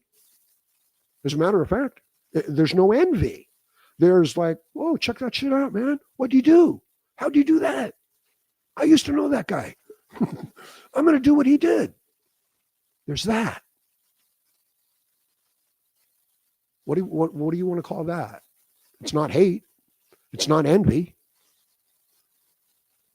Is it mutual respect, mutual admiration? I don't know. But the way that men, you see, there's also the idea that we're competitors, right? It's like we're competing, but it's not personal. Even though in the competition, it might seem that way, like if two men are in the boxing ring, they might be saying, they're pretty harsh on each other, but it's not personal. What was the joke? Couple guys standing on the corner, and another guy's coming by. He's walking up the street, and the two guys look at him and they say, "Hey, dickhead, what the fuck's going on, you loser, piece of shit? Go home to your mama." Yeah, dog face. And then as the man walks by, the two guys look at each other and you say, "Yeah, that's Joe. He's actually a pretty cool guy." Yeah. Anytime you want to have him over, have a beer, watch a game, Joe's a cool guy. Joe's a good guy. And Joe, when he walks by, he's like, F you, you assholes. I'll beat your ass. But then he smiles and chuckles to himself and says, "Yeah, those are my friends." That's the way that the men are. Yeah, there's the ice cream man again. I wish I had a buck, man. Hey, if any of you out there are rich, do me a favor. Click on my Cash App donation link and send a little bit of money my way so that I can buy some ice cream. I just need to fucking see if my Cash App donation link is working, because nobody's sending me anything for so long, which means it's just going to become harder to produce content. It's not going to stop me, but it'll affect the quality of it.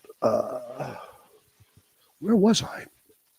Yeah, the minute I think about ice cream, whatever, that's it. I'm off track now. Oh yeah, okay. So now the girl's coming down the street, right? Girl's walking down the street, and there's two of her girlfriends standing there. And when they see her, they say, "Oh, hi, so good to see you. Oh, did you get your nails done? Oh, your hair looks so good. Oh, that blouse looks really good on you. Okay, see you later. Bye." And then when she walks by and she's gone, the two girls look at each other and say, "She's a fat bitch. She stole my boyfriend. She's a slut. She's a tramp. She's giving it away. She's making us all look bad." So we men are harsh on the surface, but we're good underneath. The women are pretty on the surface. Ooh, but they are harsh and cruel underneath. And it needed to be that way. This is the way it evolved. It had to evolve this way. We wouldn't have survived otherwise. So, can a woman lead you? Of course not. You know that. Your body knows that. Not even like, "Hey, you know that, bro." No, your body knows it. Even a little boy is hesitant, like when the mother is like, "Yeah, let me clean your face," right? And she's spitting in her hands and rubbing her spit on your face. You're like, "I don't know about this, man. I don't know about this." Or when that weak substitute teacher comes into the room and says, "All right, everybody stand up and do this." And you think to yourself, it doesn't seem like much. Stand up and do this. And yet, for some reason, anything that particular person asks me makes me sick to comply with it. Your body knows. Maybe sometimes you meet a girl or something like that, and you're like, "Well, this is not the prettiest girl in the world. She doesn't have the best body in the world, but for some reason, I like this girl. I'm going to go talk to this girl." I was once in a gymnasium, a basketball arena, but just for a college, so it wasn't huge. Actually, just like a junior college, so it wasn't huge or anything like that. But all of the new students were filing in for, what was it called? Indoctrination. Something along those lines. And, there's 4,000 or 5,000 people in there. And one girl walks into the room, right? I'm sitting up in the bleachers in one corner of the place. I pick her out. She's not the prettiest girl. She doesn't have a great body. She's not, dressed like blah, blah, blah. She's dressed in a pair of sweats. She has a goofy haircut. Not the goofiest haircut, but a somewhat goofy haircut. Out of 5,000 people, as I said, there's nothing spectacular. There's nothing special about her. She doesn't have big boobs. She doesn't have long blonde hair. None of those things. Just another girl. And yet, the minute she walks into the room, I pick her out. My eyes, boom, lock right in on her. And I think, wow, she's really cute. I like her. I just like the way she looks. I like the way she moves. Ooh, she's smiling at something. Well, that's a nice smile. Now, normally, in a, you know, men are hesitant to approach women. Okay. But in this particular situation, I had no problem approaching this particular woman. As a matter of fact, I didn't even have to approach her. Turns out we're in the same class together. Turns out we're hanging outside of a classroom together. Turns out we're talking together. Turns out we like each other. She likes me too. Well, what the hell was that? My body knew it. It was as if I could smell, like the pheromones from 30 yards away that, oh, okay, this one's compatible. So your body knows things, even when your mind doesn't. So can a strong woman lead you? I don't think so. Can she have rank over you? And will you follow her orders? Sure. Could she be the boss at the company? And will you do what she says? And is she the leader there? Yes, absolutely.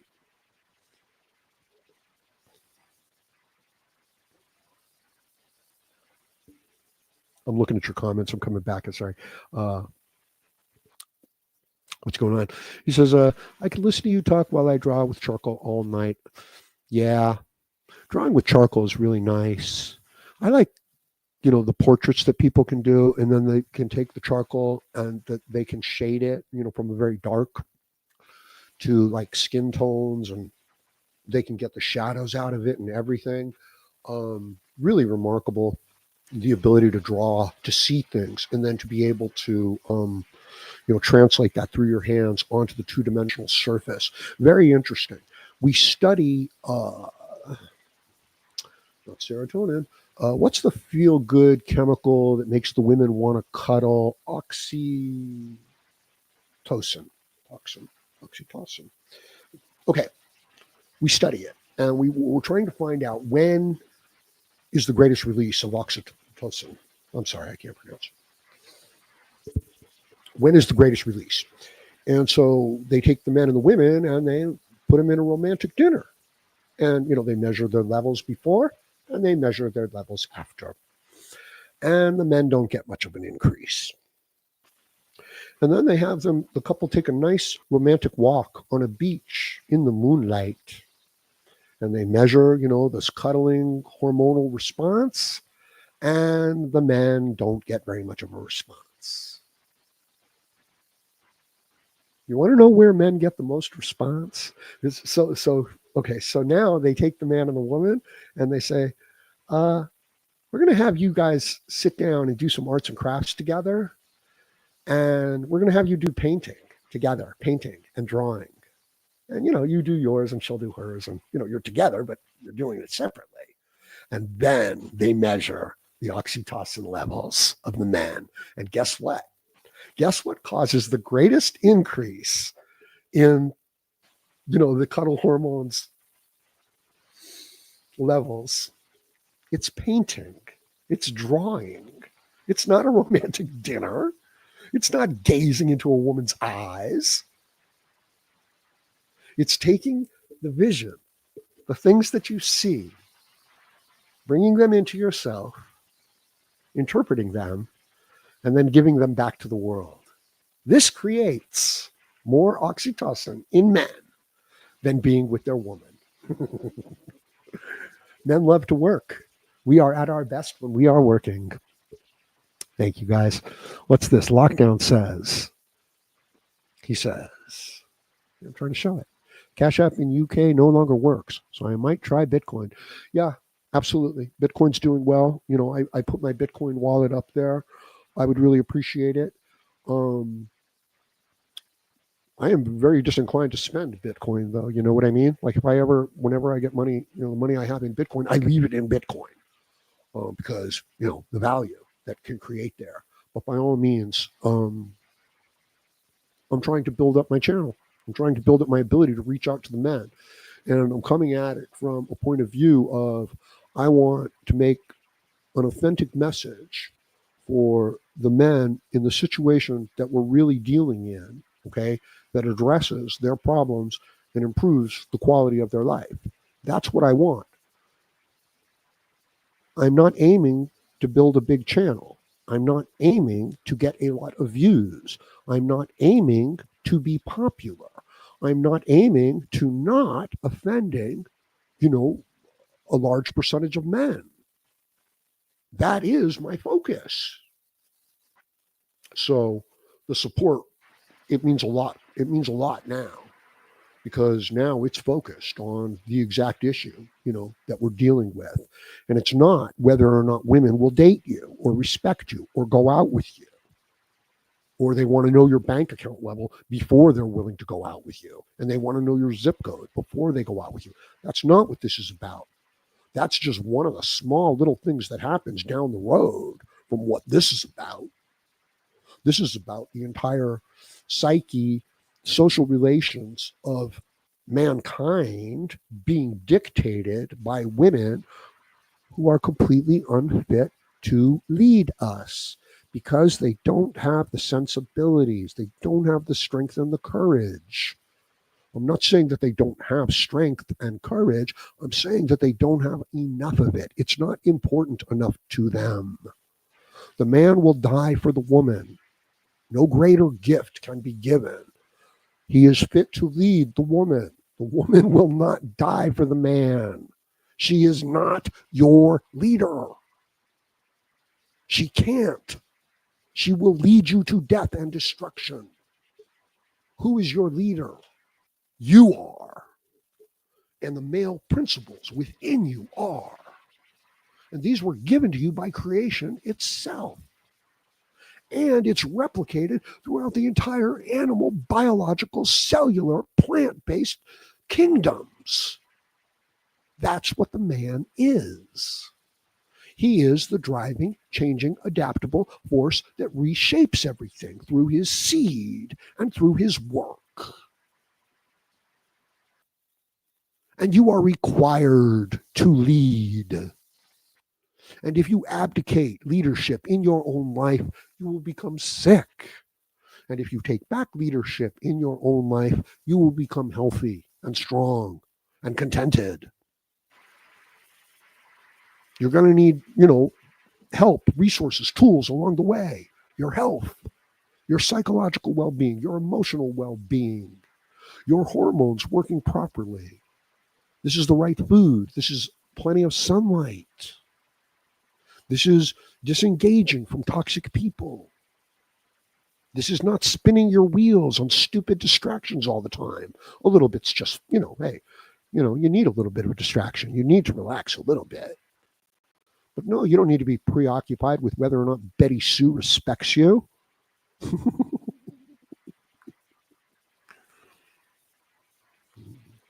Charlie Brown. I once did a presentation on public speaking, and I focused on the difference between Charlie Brown and Muhammad Ali.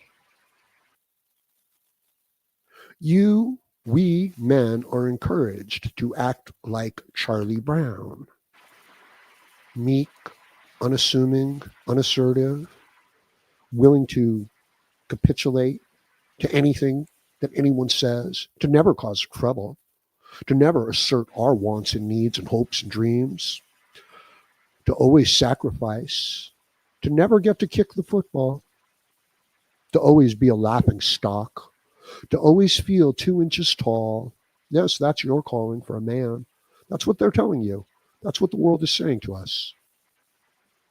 Now let's talk about Muhammad Ali. Best fighter in the world. Prettiest fighter in the world. He's a bad man. You don't want to mess with that. A level of assertiveness,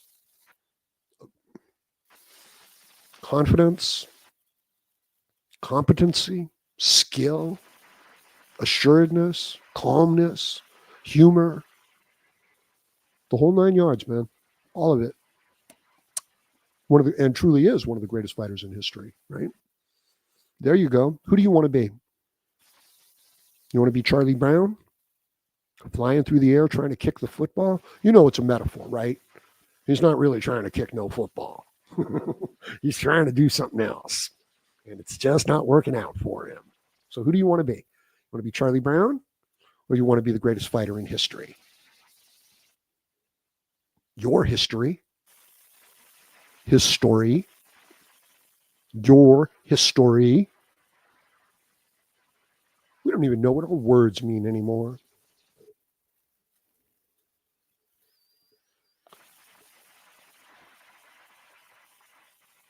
So I'm looking for your support. I think I can put it to good use. You know, I was doing all my content a while back. Strong MGTOW presence. You know, good, strong, healthy MGTOW presence. And then the whole system turns south on me. I get falsely accused, falsely arrested, related to my MGTOW content.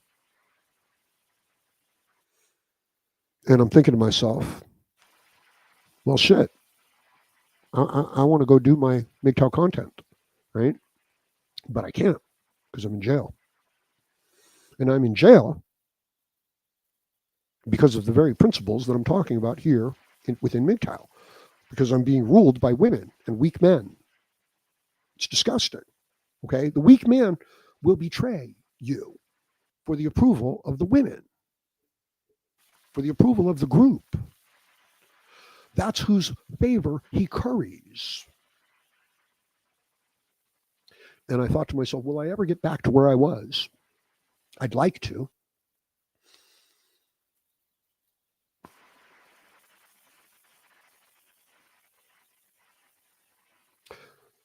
And then I thought, what if I never get back to where I was?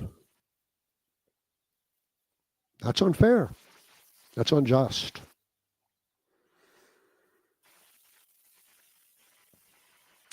And I said, well, life is unfair sometimes. Life is unjust sometimes.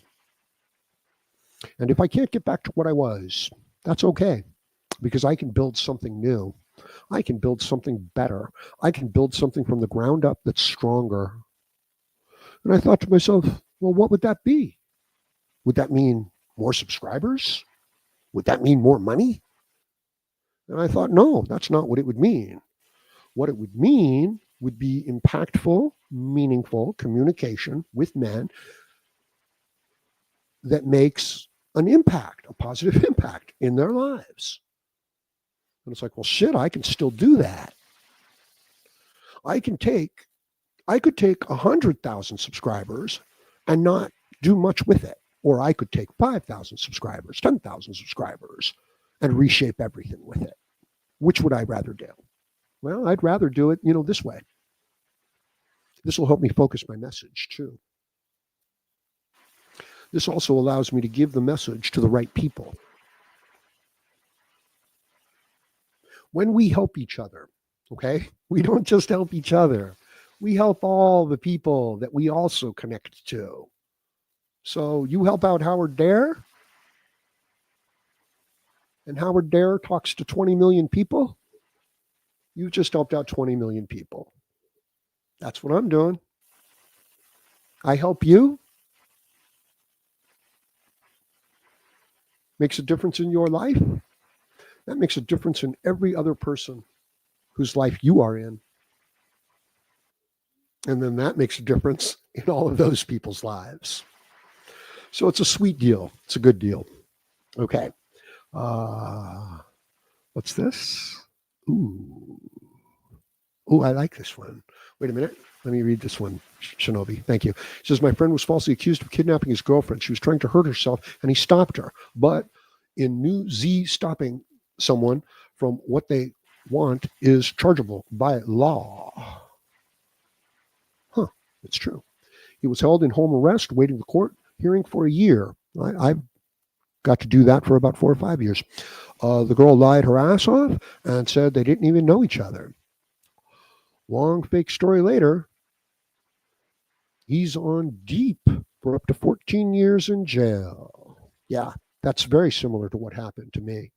But I was in house arrest for about 4.5, 5 years, and in jail for about a year and a half during COVID, and went to multiple trials.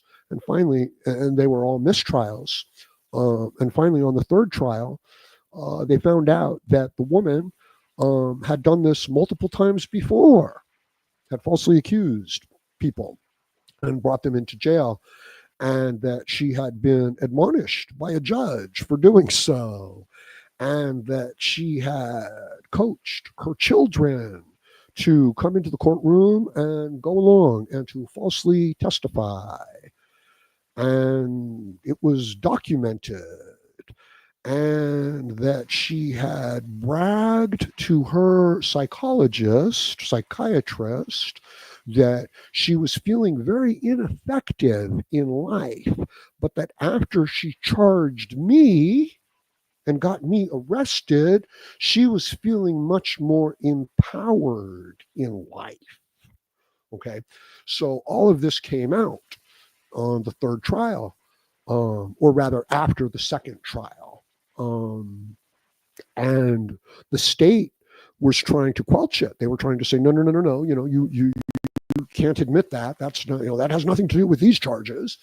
And they weren't going to be allowed to do that because it was public record. It was really direct. She had done this exact same thing to other men. And the courts had put it on record. So there was no way out of it. So, that's how I got out of it. But it took me 6 years. I lost everything. I have scars on my body that are, let's see, about 2.5 feet long. I've seen men die in a moment, in jail. I've seen men laid out, heads cracked open. I've been around some of the worst, most horrible human beings that you could ever possibly imagine, And you know what I have to say about that? Good people. Not so bad. Not as bad as the people who are leading us and falsely accusing us and putting us in this situation. Not nearly as bad as that. Here's a hungry dog and he's growling and he might even snap at you, but it's just a hungry dog. Here's a man with all the money that he needs, with all of the security and material wealth that he needs in life.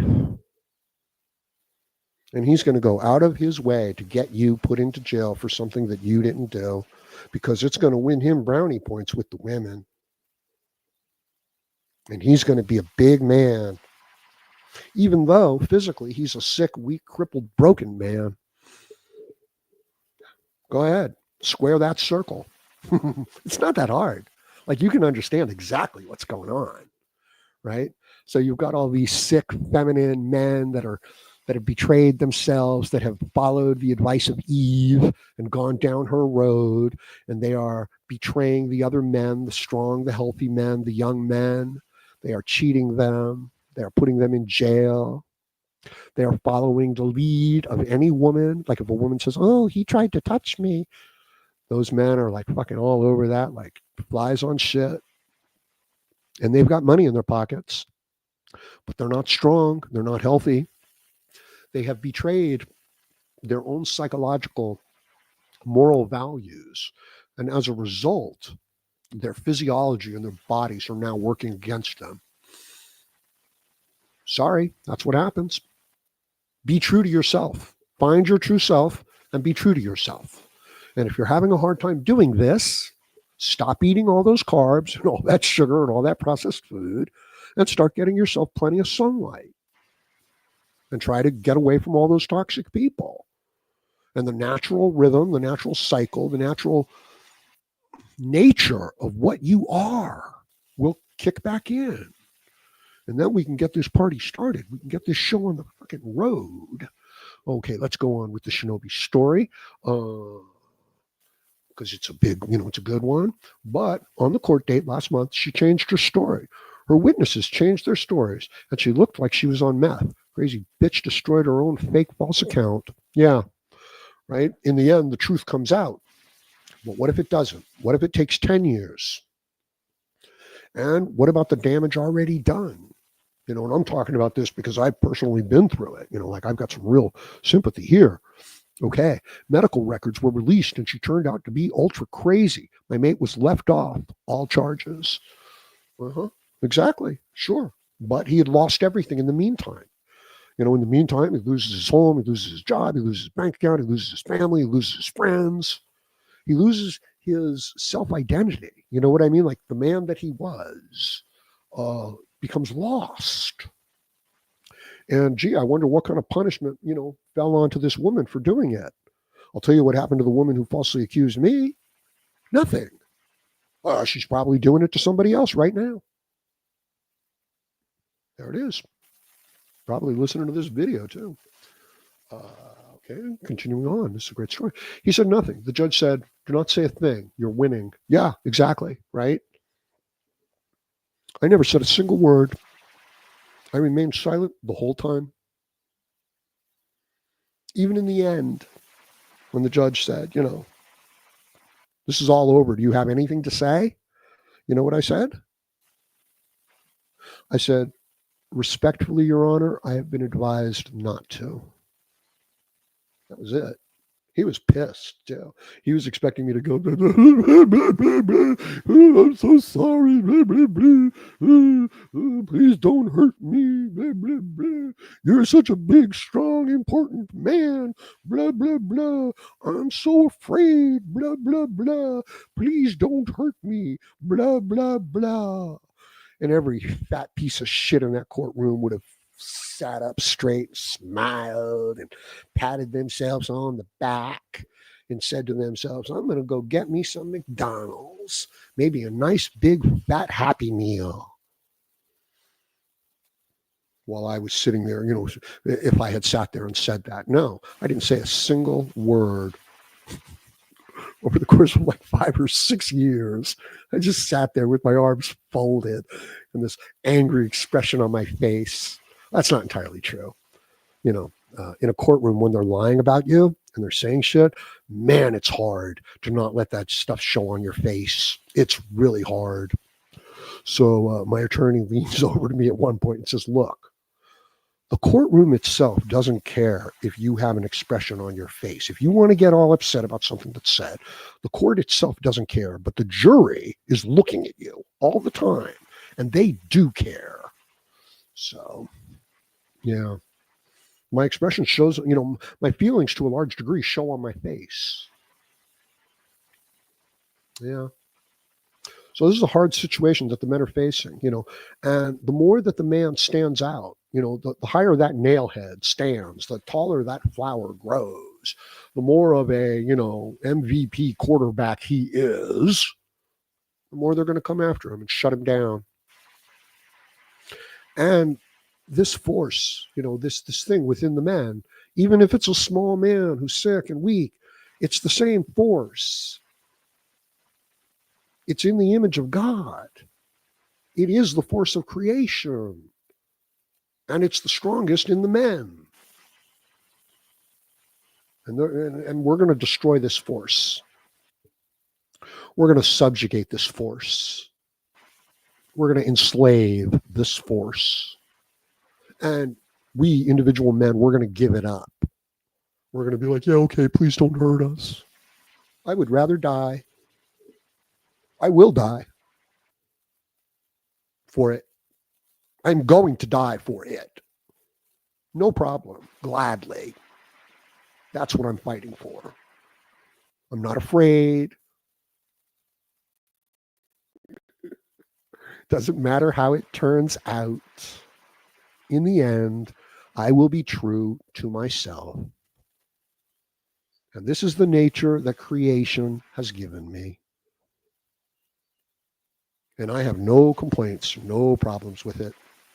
I mean, there's some struggles, lack of understanding, hurt feelings. Yeah, it's all there. Of course it is.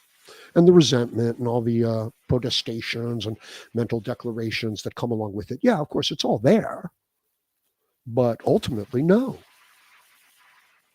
Ultimately, I am created in the image of God. Ultimately, the very force that's causing the cellular division within me and my mitochondria is the same force that animates the whole universe. And as far as I can tell, I'm smarter than any other creature. Not smarter than any other person. As far as I can tell, no bird, no dog, no animal, no lion, no cat, none of those things. None of them can do anything like what I could do, or what a man can do. So the same power of creation is within me, and yet I have the will. I have the vision.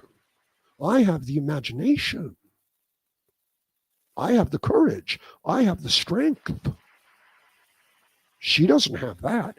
She has a lot of those qualities, but she doesn't have that. So what's going on now? What's the score? What's the situation? What is it that I have to do? Do I have to impress other people? Of course not. Do I have to be true to myself and live up to my potential? Yeah, that's the challenge. I have to be the best version that I can be of me.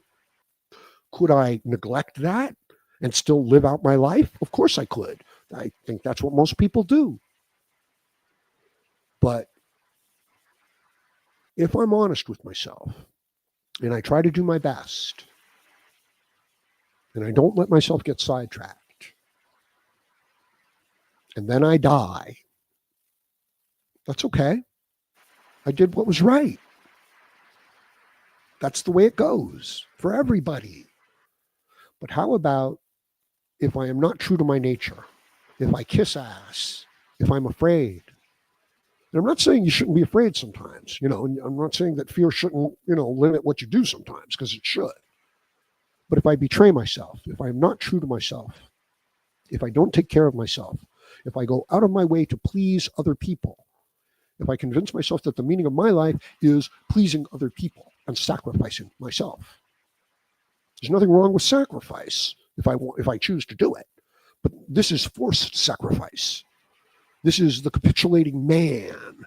This is the man who has no values.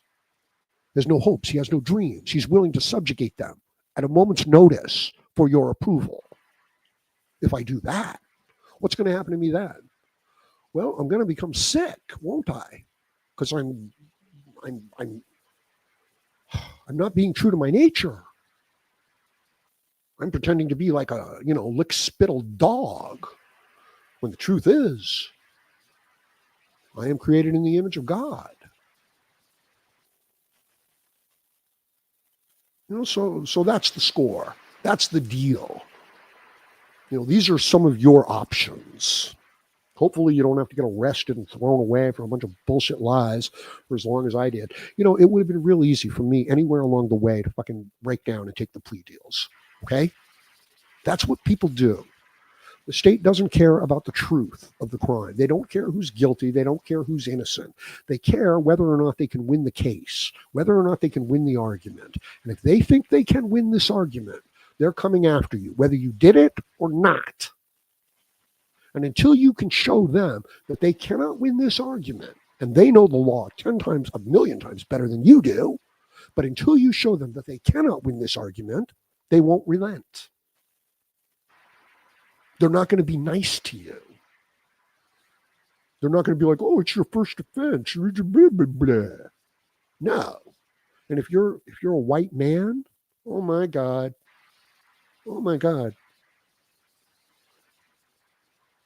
It's going to be as bad as they can possibly make it.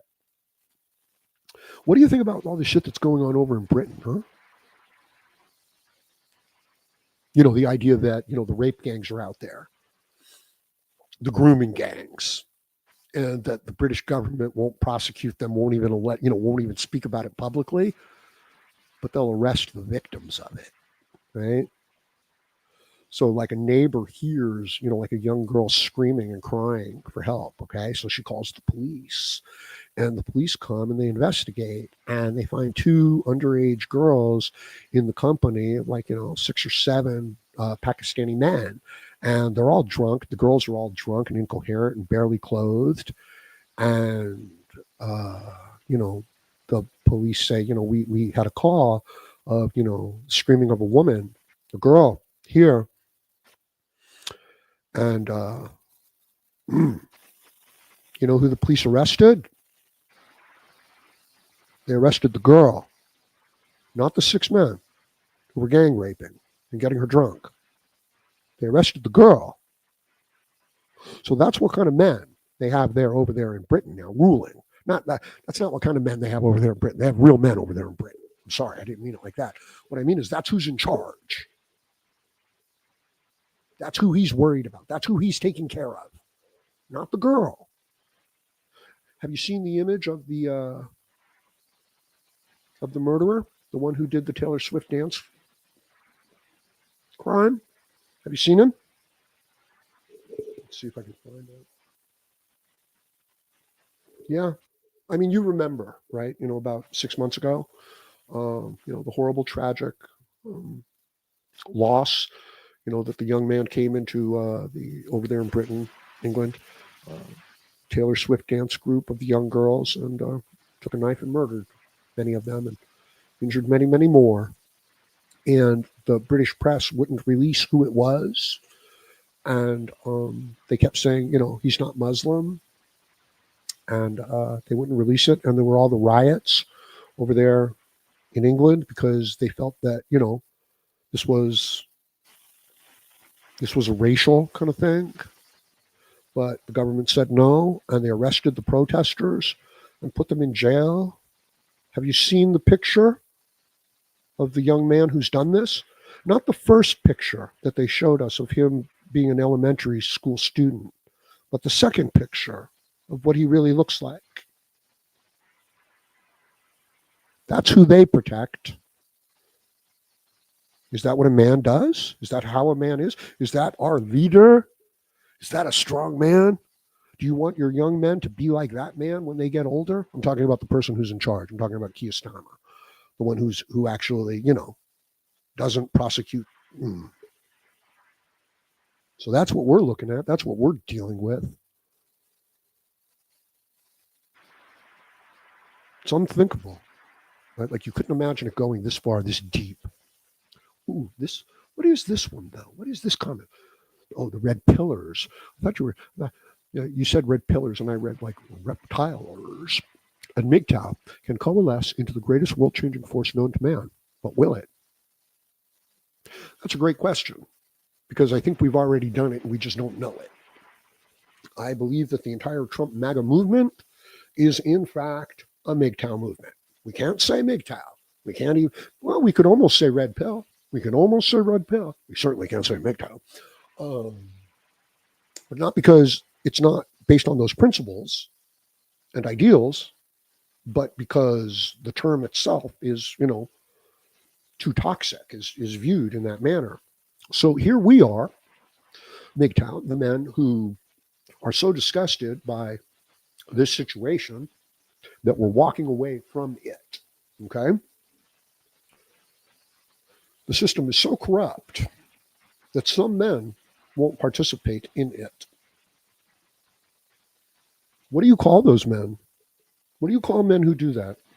What do you call people who say, I want to compete, I want to be part of this system, but you guys are cheating, and you're cheating so severely, so badly. Here's how you're cheating, that I refuse to play, even though it's the only game in town, and it may well mean my end and destruction. What do you call a person like that? Because that's what MGTOW has done. That's what MGTOW is. So what is that? I call that a champion. I call that a true champion, is what I call that. I call that a protector and a defender. I call that a builder. I call that someone being true to their values. I call somebody who does that principled with ideals. I call somebody who does something like that brave, courageous, and a leader. But what is it that society calls MGTOW? They call us toxic.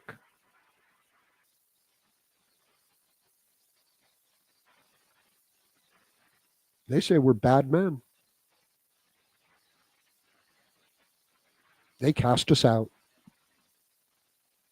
We are scapegoated. We are canceled on every platform. And the stronger that the man can speak the MGTOW message, the stronger he can be canceled. You understand? You will. Many of you will. Well, I hope we get to speak again. I guess I'm going to leave it at that for now, right? I wasn't able to do this for a long time. Please find my Cash App donation link and click on it and, send a few shekels Howard Dare's way if you can. If you can't, I understand. It's okay. But if you can, I can put it to good use. Like I said, given who and what we really are, given the fact that at least some of us know what we are, I can put it to good use.